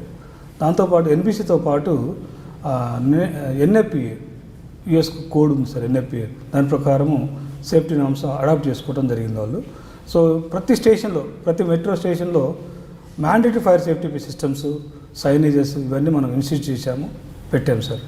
సో అక్కడ చాలా ట్రయల్ అండ్ ఎర్రర్ మనము, ఎందుకంటే న్యూ ప్రాజెక్ట్ కాబట్టి, చాలా సెన్సిటివ్ ప్రాజెక్ట్, చాలా ప్రెస్టీజియస్ ప్రాజెక్ట్ కాబట్టి చాలా ప్రికాషన్ తీసుకోవడం జరిగింది సార్. ఒకవేళ ఇన్ కేస్ ఫైర్ అయితే ఎలా ఎవాక్యుయేట్ చేయాలి, దాని యొక్క స్టేర్ కేసులు ఎట్లా ఉండాలి అనేది చాలా లెబోరియస్గా మనము సైంటిఫిక్గా క్యాలిక్యులేట్ చేసి ఆ డిజైన్ చేసి మనం అప్రూవ్ చేయడం జరిగింది సార్. స్టేషన్లో ప్రమాదం జరిగితే దానికి ప్రమాదం నుంచి ఎలా బయటపడాలనేది మీరు మా నిబంధనల ప్రకారం సార్. కానీ ట్రైన్ రన్నింగ్లో ఉన్నప్పుడు ఏం జరిగింది సార్? ఇన్బిల్ట్స్ కూడా మీరు స్ట్రక్చర్ చూస్తే ఇప్పుడు నడుస్తున్న మెట్రోలో 3 cars ఉన్నాయి సార్.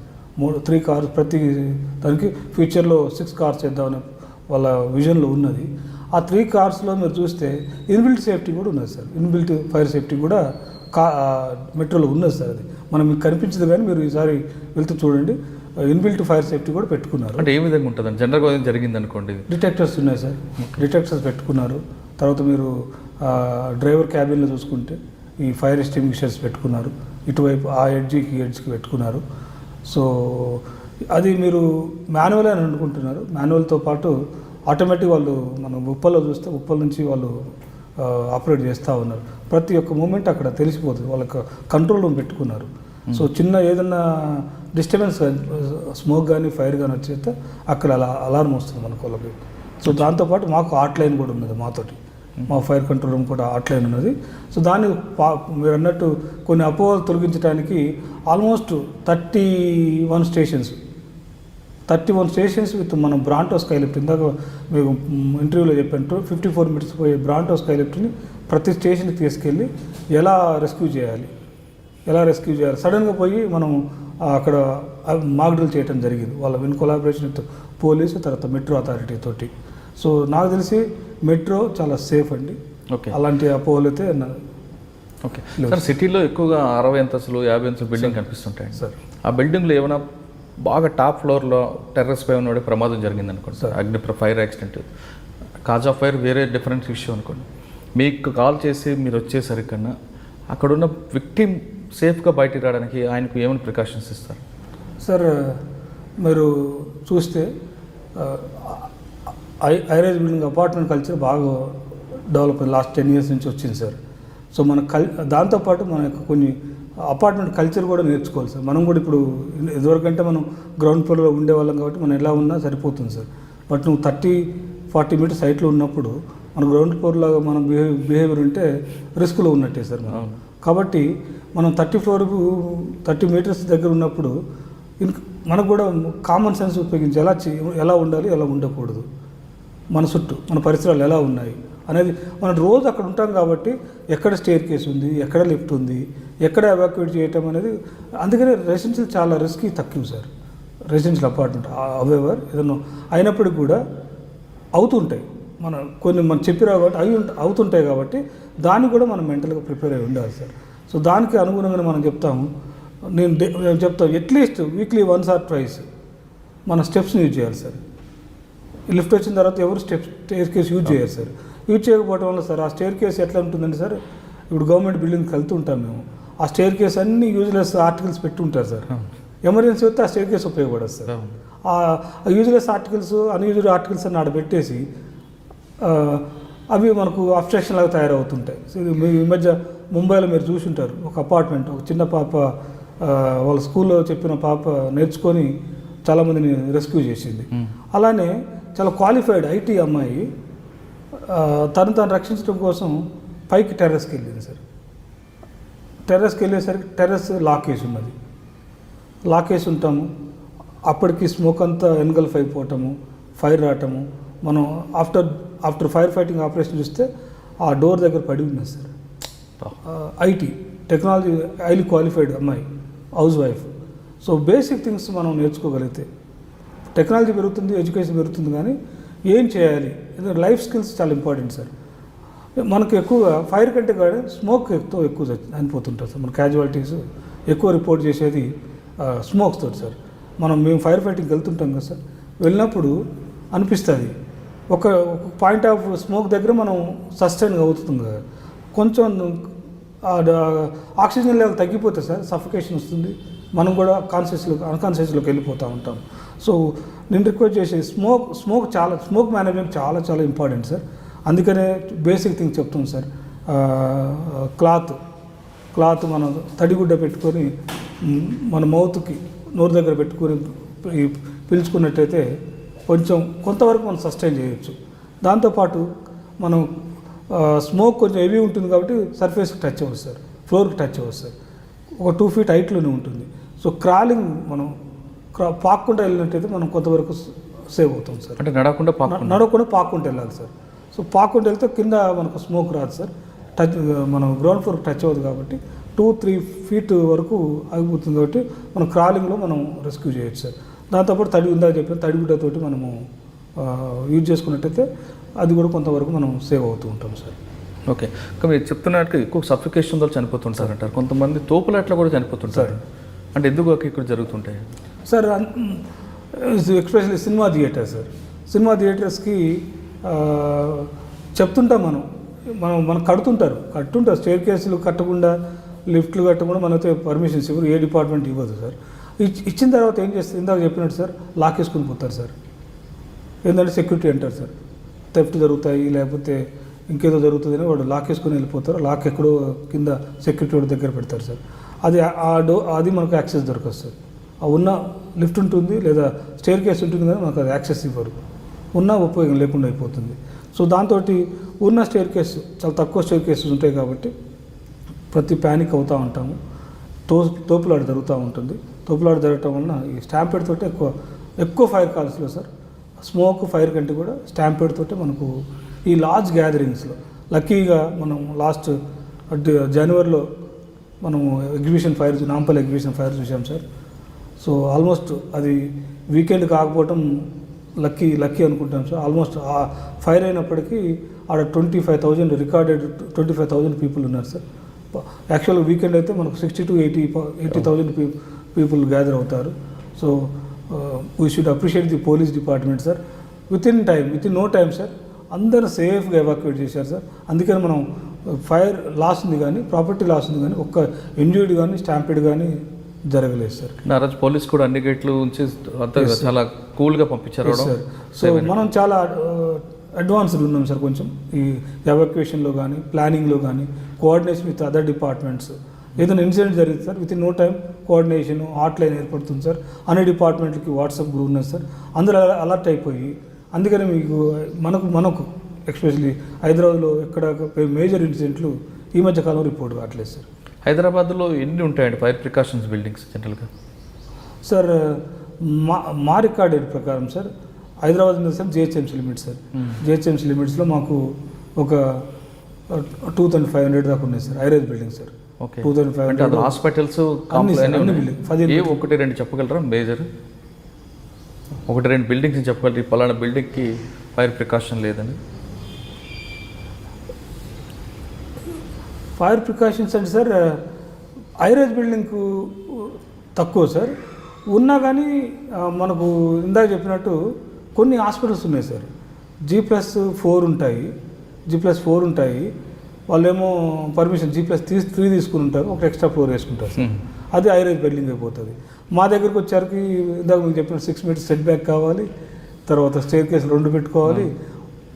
అలాంటి బిల్డింగ్స్ ఉంటాయి సార్. దాంతోపాటు వాళ్ళు కన్వర్షన్ ఆఫ్ ఆక్యుపెన్సీ చేస్తారు సార్. అదేదో రెసిడెన్షియల్ కట్టిస్తారు సార్. రెంట్ కోసం కాలేజీలు పెట్టిస్తుంటారు. యాక్చువల్గా రెసిడెన్షియల్ బిల్డింగ్ అని వాళ్ళు పర్మిషన్ ఉంటుంది సార్. దానికి వాళ్ళు తర్వాత రెంట్ కోసమైనా లేకపోతే కమర్షియల్ ప్రాసెస్ కోసం కాలేజీలకు ఇస్తూ ఉంటారు సార్. అలాంటివి ఉంటాయి సార్ మన దగ్గర. ఓకే సార్, ఇప్పుడు ఈ డిపార్ట్మెంట్స్ ప్రాసిక్యూషన్ చేసే అధికారం ఉందా సార్? అంటే ఎంతమందికి ఫైన్లు వేసి ఉంటారండి సార్? మనకు చట్టం ప్రకారం సార్ మనం ఇన్స్పెక్షన్ చేసి నోటీస్ ఇచ్చి సోకాజ్ నోటీస్ ఇచ్చి ప్రాసిక్యూట్ చేయొచ్చు సార్. ఇది ఒక యాంగిల్ సార్. 2 యాంగిల్ ఇందాక ఎన్ఓసి ఇచ్చిన దానికి వాడు వైలేషన్ అయితే కండిషన్ 1, 2, 3 కండిషన్స్ వైలేట్ అయితే వాటి కూడా మనం ప్రాసిక్యూట్ చేస్తూ ఉంటాం సార్. చేసినప్పుడు సార్ ఫైన్ మనం మ్యాక్సిమం 25,000 మన యాక్ట్ ప్రకారం 25,000 ఉన్నది సార్. అండ్ 3 months ఇంప్రిజన్మెంట్ ఉన్నది సార్. మనకు సికింద్రాబాద్ కోర్టులో సార్ ఇంతవరకు హిస్టరీలో ఎప్పుడు జరగలేదు సార్. 2016లో ఒక రిమార్కబుల్ జడ్జిమెంట్ ఇచ్చారు సార్. ఒక అపార్ట్మెంట్ ఓనర్కి 1 month ఇంప్రిజన్మెంట్ ఇచ్చారు సార్. ఇంతవరకు ఏ జడ్జి మనకు ఇవ్వలేదు సార్. సికింద్రాబాద్ కోర్టులో మనకు ఒక రెసిడెన్షియల్ అపార్ట్మెంట్కి ఫైర్ సేఫ్టీ కంప్లైంట్స్ చేయలేదని ఒక 1 month ఇంప్రిజన్మెంట్ ఇచ్చారు సార్. సో ఈ ఇంప్రిజన్మెంట్ ఆల్మోస్ట్ ఒక అంటే ఫైన్ వేస్తుంటారు సార్. ఎక్కువ డిస్పోజ్ చేయడానికి ఎక్కువ ఫైన్స్ వేస్తూ ఉంటారు. సో ఈ ఫైన్స్ ఆల్మోస్ట్ ఒక 200 బిల్డింగ్స్ దాకా ఫైన్ వేసి ఉంటారు సార్. ఓకే, అండ్ 25,000 అనేది అపార్ట్మెంట్ పెద్ద ఇష్యూ కాదు కదా, ఆ ఫైన్స్ పెంచే అది కూడా మీరు అన్నట్టు సార్ ఇంప్రిజన్మెంట్ కూడా చాలా తక్కువ ఉన్నది 3 months. దాంతోపాటు ఈ మీరు అన్నట్టు 25,000 అనేది వాళ్ళకి చాలా తక్కువ అమౌంట్. సో మేము కూడా గవర్నమెంట్ ప్రపోజల్ మూవ్ చేస్తాం సార్ ఈ హైక్ చేయడానికి. ఇంప్రిజన్మెంట్ తర్వాత ఫైన్ కూడా ఇంక్రీజ్ చేయాలని ప్రపోజల్ పెడతాం సార్. సార్ ప్రజల్ని అంటే బాధితుల్ని మీరు కాపాడే మీ డిపార్ట్మెంట్లో సార్ ఆ రెస్క్యూ ఫైట్లో మీ వాళ్ళు కూడా గాయపడడం సార్ జరుగుతుంటే అటువంటి ఘటనలు ఉన్నాయి సార్? నేను డిపార్ట్మెంట్లో జాయిన్ అయిన తర్వాత సార్ 2012లో సార్ 12లో మీరు మదిరా ఫైర్ యాక్సిడెంట్ నేను చూశాను సార్. ఎక్కడండి? మదిరాలో సార్. ఓకే, మదిరా ఖమ్మం డిస్టిక్లో sir. Cold storage fire sir. Cold storage fire ఒక డ్రైవర్ ఆపరేటర్ సార్. మనం కోల్డ్ స్టోరేజ్ ఫైర్ జరుగుతున్నా సార్. ఫైర్ అయిపోయింది అనుకున్నారు, బట్ ఇంటర్నల్గా మీరు చూసుంటారు కోల్డ్ స్టోరేజ్ కంపార్ట్మెంట్ ఫ్లోర్ ఒకటే షెడ్ లాగా బయట నుంచి షెడ్ కనిపిస్తుంది, బట్ అవి ఫ్లోర్స్ ఉంటాయి. 1 floor 2nd floor వాడు ఇంటర్నల్నే వాళ్ళు ఫ్లోర్స్ వేసుకుంటారు సార్. ఫ్లోర్ వేసుకున్న తర్వాత ఫైర్లు లోపలికి అప్పటి వరకు కూడా స్టేషన్ ఫైర్ ఆఫీసర్ వెళ్ళి సర్చ్ చేసి ఫైర్ అంతా కంట్రోల్ అయిపోయింది అని డిక్లేర్ చేశారు సార్. బట్ అయిపోయిన తర్వాత అన్నీ మనం మనం ఫైర్ ఫైటింగ్ ఎక్విప్మెంట్ ఓజెస్ అన్నీ ప్యాకప్ చేసుకోవాలంటారు సార్. ప్యాకప్ చేసుకొని ఒక డ్రైవర్ ఆపరేటరు అక్కడే ఉన్న మన పోర్టబుల్ పంపుని తీస్తున్నాడు సార్. తీసుకున్న క్రమంలో ఒకేసారి అక్కడ సిలిండర్ బ్లాస్ట్ అయిపోయింది సార్. అక్కడ అయ్యో బ్లాస్ట్ అయిపోయి back side of the cold storage collapse అయిపోయింది సార్. అది అతని మీద కూలిపోయింది సార్. అతను చనిపోయాడు సార్. అయ్యో అలా ఒక్కటి నేను డిపార్ట్మెంట్లో జాయిన్ అయిన తర్వాత చూసిన ఇన్సిడెంట్ సార్. ఒక డ్రైవర్ ఆపరేటర్ డెత్ సార్. అంటే ఆ చనిపోయిన వ్యక్తికి డిపార్ట్మెంట్ ఆదుకున్నా సార్. ఎంప్లాయ్మెంట్ ఇచ్చాము, గవర్నమెంట్ కూడా సపోర్ట్ చేసింది. అవి ప్రొవిజన్స్ ఉన్నాయి. ఇంజురీస్ మీరు అన్నట్టు ఇంజురీస్ కూడా జరుగుతూ ఉంటాయి. కానీ బాగా రిస్క్ తీసుకువెళ్ళాలి కదండి. Every fire is a risk sir. మీరు ఎవ్రీ ఫైర్ అందరూ చెప్తుంటాం, మన ట్రైనింగ్లోనే చెప్తుంటారు మనకు. ఒక్కొక్క ఫైర్ కాల్ ఒక్కొక్క ఎక్స్పీరియన్స్ సార్. మాకు ఏ 2 ఫైర్ కాల్ ఒకలాగా ఉండవు సార్. ఎందుకంటే అక్కడ ఉన్నది ఎవరో చెప్పరు సార్ మాకు. అక్కడ కెమికల్స్ ఉన్నాయా, సిలిండర్ ఉందా మీరు చెప్తుంటారు. ఇదివరకు రెసిడెన్షియల్ ఫైర్ అంటే చాలా క్యాజువల్ తీసుకునేవాళ్ళు మన పాత రోజులలో. ఇప్పుడు రెసిడెన్షియల్ ఫైర్ కూడా చాలా ఇంపార్టెంట్. చాలా మన సికింద్రాబాద్లో జస్ట్ నేరేస్కి మా ఒక ఫైర్మెన్ డెత్ అయింది. ఒక సిలిండర్ బ్లాస్ట్ అయిపోయింది. అతను వచ్చిన 10 సెకండ్ బ్లాస్ట్ అయింది సార్. లేకపోతే మేము క్యాజువాలిటీ చూడాల్సి వచ్చేది మా ఫైర్మెన్. సో రిస్క్ పెరుగుతూ ఉన్నాయి సార్. ఫైర్ ఫైటింగ్ రిస్క్ కూడా బాగా పెరుగుతూ ఉన్నాయి సార్. సార్ ఇప్పుడు మీరు కోల్డ్ స్టోరేజ్ అన్నారు. జీడిమెట్ల, బాలనగర్, పటాన్చేరు ఆ ప్రాంతాల్లో ఎక్కువగా ఇండస్ట్రీస్ ఉన్నాయి సార్. వాళ్ళు ఎలాంటి ప్రికాషన్ తీసుకుంటున్నారా లేదని? ఎందుకంటే ఎక్కువ ఫైర్ జరుగుతుంటాయి. మీరు అదొక మాకు చాలా ఆశ్చర్యకరమైన విషయం మీకు చెప్పాలి సార్. అక్కడ ఇండస్ట్రియల్ ఫైర్ కంటే కాదు సార్, అక్కడ ఇవి ఇల్లీగల్గా కొన్ని చేస్తూ ఉన్నారు. స్టోరేజ్ గోడమ్స్ ఉంటాయి సార్. అవి బల్క్ క్వాంటిటీ తీసుకొస్తారు సార్. ఆ డ్రమ్లలో ఆ కెమికల్ తీసుకొచ్చి వాళ్ళు మరి దాన్ని చిన్న బల్క్ తీసుకొచ్చి చిన్న బాటిల్స్లో నింపుతూ ఉంటారు సార్. అవి ఆ నింపే క్రమంలో ఇవి ఫైర్స్ అవుతూ ఉంటాయి సార్. ఓపెనే ఉంటాయి సార్. అవి బిల్డింగ్లలో ఉండవు సార్. చిన్న షెడ్ ఉంటుంది. ఆ షెడ్ కింద ఈ బిజినెస్ చేస్తూ ఉంటారు. సో వాళ్ళ యొక్క నిర్లక్ష్యము, తర్వాత వాళ్ళ యొక్క దాని యొక్క ఏ కెమికల్స్ ఉన్నాయో వాళ్ళకి తెలియకపోవటం వలన కొన్నిసార్లు ఈ ప్రమాదాలు జరుగుతున్నాయి సార్. ఎందుకంటే అవన్నీ కూడా కెమికల్స్ ఉంటాయి కదా సార్. కెమికల్ ఫైర్ ఏంటంటే చాలా మనకు డెన్స్ ఫ్యూమ్ కనిపిస్తూ ఉంటాయి, థిక్ స్మోక్ కనిపిస్తూ ఉంటుంది. ఇవన్నీ జనరల్గా ఆర్గానిక్ కాంపౌండ్స్లో మనం చూస్తూ ఉంటాం. డెన్స్ ఫ్యూమ్స్ మనం స్మోక్ కూడా చేయలేము. ఆ ఏరియాలో కూడా ఉండలేము అన్న పరిస్థితి మనకి ఈ నాచారం ఏరియాస్ ఇండస్ట్రీలో కానీ జీడిమెట్ల, పటాన్చేరు ఏరియాలో మనకు ఇలాంటి సార్. అటువంటి మీరు చెప్తున్న కంపెనీల్లో ఫైర్ యాక్సిడెంట్ జరిగితే సార్ మీరు ఎక్కువ ఫోమ్ యూజ్ చేస్తారా? కెమికల్ ఫైర్స్ మనం ఎక్కువ ఫోమ్ యూజ్ చేస్తూ ఉంటాం సార్. ఇప్పుడు ఇటువంటి ఫైర్ హౌస్లో కానీ లేదా కమర్షియల్ కాంప్లెక్స్లో లేదా హాస్పిటల్లో కానీ కంపెనీలో కానీ ఫైర్ జరిగింది అనుకుంటే సార్, జరిగిన తర్వాత అక్కడికి వెళ్ళి రెస్క్యూ చేస్తారు. ఆ ఎక్స్పెండిచర్ గవర్నమెంట్ భరిస్తుందా లేదా ఆ కంపెనీ నుంచి మీరు ఎక్స్పెండిచర్ తీసుకుంటారు? సార్ ఇవన్నీ మా మోటివ్లో సర్వ్ అనేది మేమే వాళ్ళకి ఏం పేమెంట్ కానీ వాళ్ళని ఏం అడగము సార్. ఏ చిన్న ఫైర్ కాల్ అయినా అది ప్రైవేటా గవర్నమెంటా, పూరా పేద క్యాస్టర్ నో క్రీడ్ సార్. ఎక్కడ ఏం జరిగినా మనం వెళ్ళాల్సిందే. మనం వెళ్ళి వాళ్ళని మన గవర్నమెంట్ సపోర్ట్ తోటే అన్ని గవర్నమెంట్ ఇస్తుంది మాకు ఎక్విప్మెంట్ కానీ ఈ ఫోన్. కొంతమంది నిర్లక్ష్యం చేసినట్టు వాళ్ళకి ఫైన్ వేయచ్చు కదండి. అవి లీగల్గా మనకు లేవు. కానీ ఒకవేళ ఈ ఫైర్ అయిందంటే మేము ప్రాసిక్యూట్ చేస్తాం సార్. లీగల్గా కోర్టు ద్వారా వాళ్ళకి ఫైన్ చేస్తూ ఉంటాం సార్. ఓకే. కానీ ఈ ఫైర్ కంపెనీలో మీ డిపార్ట్మెంట్ ఇంకొక చిన్న ఆరోపణ ఉందండి సార్. ఒకటి, ఏదైనా ఇండస్ట్రీలో కానీ లేదంటే కంపెనీలో కానీ జరిగినప్పుడు ఇన్సూరెన్స్ క్లెయిమ్ చేయడానికి సార్ మీ దగ్గర నుంచి ఎన్ఓసి కావాలి సార్. ఆ ఎన్ఓసి దగ్గర ఇవ్వడానికి కొంతమంది డబ్బులు అడుగుతారు, తిప్పుతారు అన్నది ఒక ఆరోపణ, వాస్తవం సార్? మీరు అన్నట్టు ఎన్ఓసి అడిగారు సార్.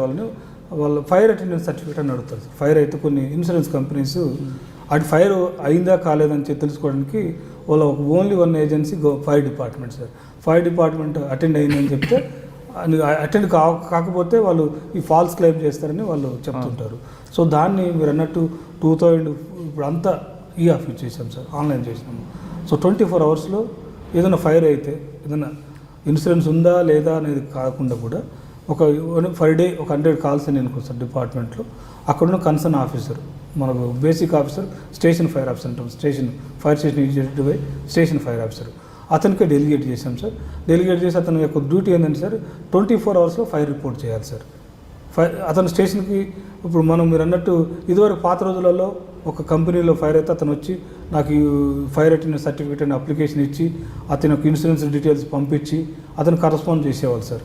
ఇప్పుడు అట్లా లేకుండా సార్ మనమే ఫైర్ అయిందంటే సార్ ఆటోమేటిక్గా 24 అవర్స్లో ఫైర్ రిపోర్ట్ ఆన్లైన్లో మన పోలీసు వాళ్ళు ఎఫ్ఐఆర్ చేసినట్టు ఫైర్ రిపోర్టు కొన్ని బేసిక్ థింగ్సే సార్. ఎప్పుడు ఫైర్ అయింది, ఎక్కడ ఫైర్ అయింది, ఎవరెవరు అటెండ్ అయ్యారని ఒక చిన్న ప్రొఫార్మా తయారు అందులో కాజ్ ఆఫ్ ఫైర్ కూడా కాజ్ ఆఫ్ ఫైర్ కూడా రాసి సార్ టైప్ చేస్తారు సార్. టైప్ చేస్తే అతను డౌన్లోడ్ చేసుకోవచ్చు సార్. అచ్చా, మా స్టేషన్కి రావాల్సిన అవసరం లేదు. స్టేషన్కి రావాల్సిన అవసరం, మా డిపార్ట్మెంట్ అప్రోచ్ అవ్వాల్సిన ఇది లాస్ట్ 4 years నుంచి ఇదే చేస్తున్నాం సార్. సార్ ఇప్పుడు ఫైనల్గా 2 questions సార్. ఒకటి, మీ డిపార్ట్మెంట్లో అనేది ఒక గతంలో తీసుకుంటే మీరు అన్నట్లుగా అంతా బూడిదైకి వస్తారన్నది సార్ దగ్గర నుండి ఇప్పుడు లేటెస్ట్ టెక్నాలజీ వాడుకుంటూ మీరు కూడా ఒక లైమ్ లైట్లోంచి డిపార్ట్మెంట్లో ఉన్నారు. అటువంటి డిపార్ట్మెంట్లో వస్తామనుకున్న యాస్పిరెంట్స్కి మీరు ఏం చెప్తారు? ఆల్రెడీ ఉన్న వాళ్ళకి ఏం చెప్తారు? నెంబర్ 1 సార్ చెప్ సార్. సార్ ఇది department motto sir, we serve to save అనే డిపార్ట్మెంట్ సార్. సో ప్రజలకు సేవ చేయాలంటే సార్ మనము ఈ డిపార్ట్మెంట్ చాలా చాలా ఇంపార్టెంట్ గ్రోత్ అయ్యే డిపార్ట్మెంట్ సార్. ఎందుకంటే సార్ వరల్డ్ వైడ్గా వెస్ట్రన్ కంట్రీస్లో fire department is treated as very very important vital department sir. మన కంట్రీలో కూడా కదా సార్ తెలంగాణ ఫైర్ సర్వీస్ మంచి ఒక బ్రాండ్ ఇమేజ్ ఉన్నది సార్. తెలంగాణ ఏర్పడిన తర్వాత చాలా మంచి ఎక్విప్మెంట్ కానీ టెక్నాలజీ కానీ తర్వాత నెంబర్ ఆఫ్ ఫైర్ స్టేషన్ కూడా ఇంప్రూవ్ చేయడం జరిగింది సార్. పాత రోజుల్లాగా ఈ ఫైర్ అయితే వచ్చి బూడిద మీద నీళ్లు తల్లే డిపార్ట్మెంట్ కాకుండా సార్ కొత్త కొత్త ఎక్విప్మెంట్స్ వచ్చినాయి, కమ్యూనికేషన్ పెరిగింది సార్. తర్వాత ఇతర డిపార్ట్మెంట్లకి పెరిగింది. సో మీరు ఆశ్చర్యకర విషయం ఏంటంటే ఫస్ట్ మీరు రిక్రూట్మెంట్లో చూస్తే పోలీస్ కంటే కూడా ఫైర్ వాళ్ళకి ఫస్ట్ రిక్రూట్మెంట్లో ప్రయారిటీ ఇస్తున్నారు. మేము వచ్చినప్పుడు సార్ 2009లో ఎందుకు వచ్చామరా అనుకుని చూసాం మేము, కానీ ఇప్పుడు అట్లా లేదు సార్. ఫస్ట్ గ్రూప్ 1లో కానీ లేకపోతే పోలీస్ రిక్రూట్మెంట్లో బోర్డు కానీ టాపర్స్ ఫైర్ డిపార్ట్మెంట్కి వస్తున్నారు సార్. అది ఆ స్టేజ్కి వచ్చాం సార్. ఇంకా ఫ్యూచర్లో కూడా సార్ డిపార్ట్మెంట్ గ్రోత్ చాలా అవకాశం ఉన్నది సార్. ఎందుకంటే డెవలప్మెంట్ పెరుగుతుంది, రిస్క్ కూడా పెరుగుతూ ఉన్నది సార్. సో మా రోల్ కూడా పెరుగుతుంది. సో ప్రజలకు సేవ చేయాలి అంటే సార్ ఈ డిపార్ట్మెంట్ చాలా చాలా ఇంపార్టెంట్ సార్. నేను మీ ద్వారా ఐడ్రీమ్ ద్వారా ప్రజలకు విజ్ఞప్తి చేసేది, ఏదైనా ఫైర్ వెహికల్ కనిపించినా రోడ్డు మీద ఏదో ఆపదలో వెళ్తుందనే అనుకోవాలి. మనకో మన ఇంటి పక్క వాళ్ళకో లేకపోతే మన ఊళ్ళో ఏదో ఒకటి వీళ్ళు వెళ్తున్నారనేది గుర్తు చేసుకొని ఒక దారి ఇవ్వాలి. కొంచెం ట్రాఫిక్ సెన్స్ని ఉపయోగించి అంబులెన్స్కి ఎలా ఇస్తారో ఫైర్ డిపార్ట్మెంట్కి కూడా దారి ఇచ్చి ఏదైనా స్మోక్ కనిపించినా ఫైర్ కనిపించినా 101 కాల్ చేసినట్టయితే కాల్ చేసేటప్పుడు కొంచెం జాగ్రత్తగా మీ అవసరం ఏంటి, ఎలాంటి ఫైర్ కాల్, కొంచెం అడ్రస్ ఇంకా మాకు చెప్పినట్లయితే దాంతోపాటు వాట్సాప్ నెంబర్ 9949991101కి మీరు వాట్సాప్ మెసేజ్ లొకేషన్ పెట్టినా మా సేవలు మీకు అందుబాటులో ఉంటాయి. ఐడ్రీమ్ ద్వారా ఈ అవకాశం ఇచ్చిన మీ అందరికీ ధన్యవాదాలు తెలియజేస్తాను. ఇంకొక లాస్ట్ క్వశ్చన్ సార్, మీ కంపెనీ ఇప్పుడు మీ ఆఫీస్ ఉన్న బీఆర్కే భవన్కి కూడా ఫైర్ ప్రికాషన్ లేవన్నది గతంలో ఒక రిపోర్ట్ వచ్చింది, వాస్తవం కాదు సార్?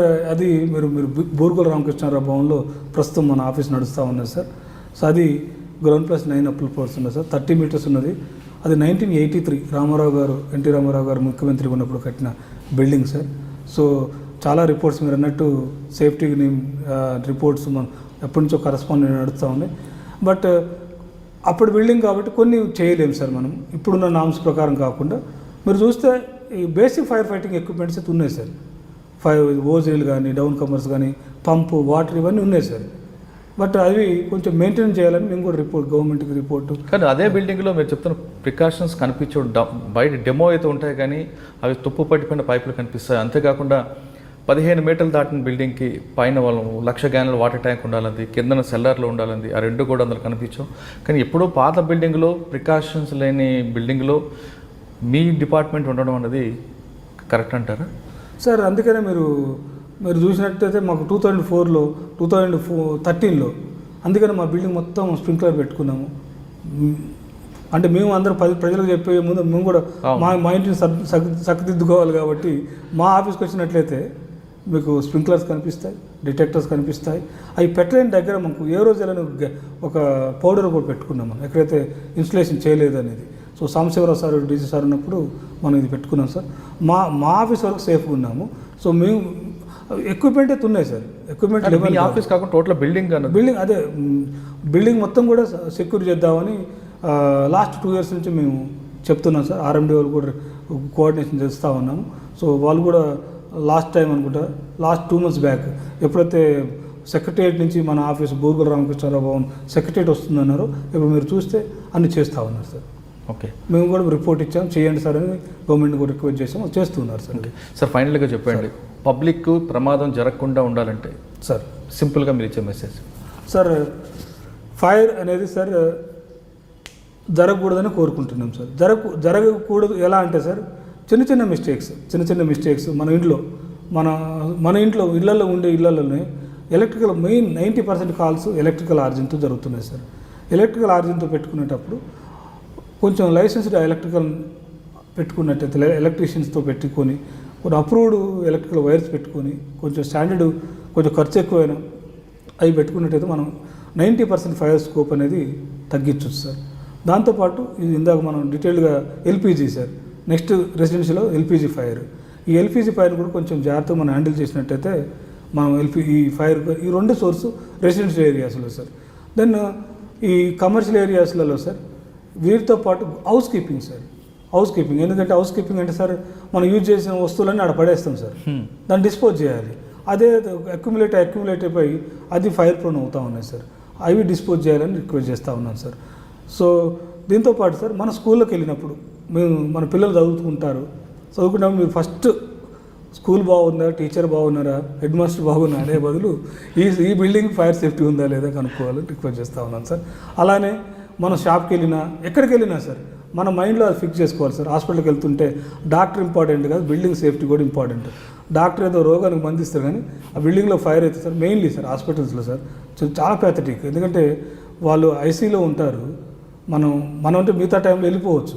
కానీ హోటల్స్ అండ్ హాస్పిటల్స్ సార్ మన స్టేజ్లో మనం ఏం చేస్తాం, ఏం జరుగుతుందో మనకు తెలియని స్థితిలో ఉంటాము. వేరే వాళ్ళు వచ్చి మనం రెస్క్యూ చేయాల్సిన పరిస్థితి. హోటల్ ఎందుకు చెప్పానంటే సార్ మనం ఒక టైం నిద్ర డీప్ స్లీప్లో ఉంటాం సార్.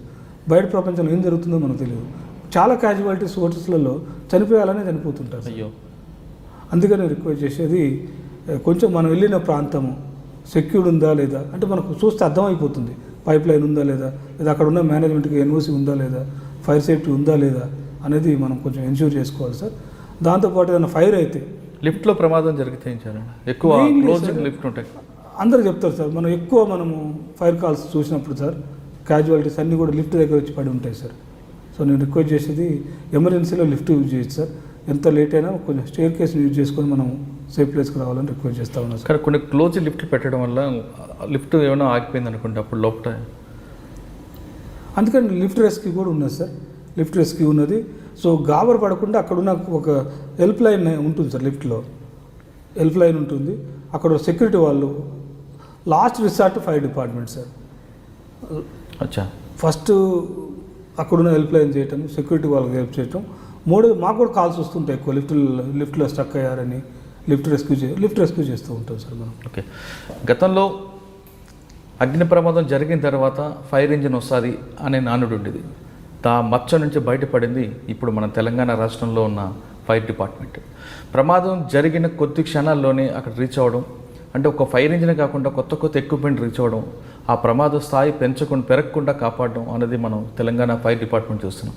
ఎందుకంటే గత సంవత్సరాలు జరిగిన ఎగ్జిబిషన్ ప్రమాదంలో దాదాపు 25,000 మంది ఉన్న ఒక్కరు కూడా చిన్న గాయం కాలేదంటే దానికి తెలంగాణ ఫైర్ డిపార్ట్మెంట్ చేసిన కృషి అనేది చాలా స్పష్టంగా తెలుస్తుంది. ఫైర్ డిపార్ట్మెంట్ రండి, ప్రజలకు సేవ చేయండి అంటూ పాపయ్య గారు చెప్తున్నారు. ఇది ఈ వారం పాపయ్య గారితో ఎక్స్క్లూజివ్ ఇంటర్వ్యూ. వచ్చే వారం మరో గెస్ట్తో మళ్ళీ కలుద్దాం. అంతవరకు నమస్కారం సార్. మీరందరూ కూడా ఐ డ్రీమ్ ఛానల్ని సబ్స్క్రైబ్ చేయాలని కోరుకుంటున్నాను. I'm Sucharita, Home Minister of Andhra Pradesh. For more videos, subscribe iDreams. మీ Chirla Jaggireddy, MLA Kothapeta. For more videos please subscribe iDream. For more videos, please subscribe iDream. నేను మీ Jakkampudi Raja. For more videos please subscribe iDreams. I'm Revati Chaudhary. For more videos, please subscribe iDream. For more videos, please subscribe to iDream. For more videos, please subscribe iDream. I am Vasireddy Padma, Chairperson of State Women Commission. For more videos, please subscribe iDream.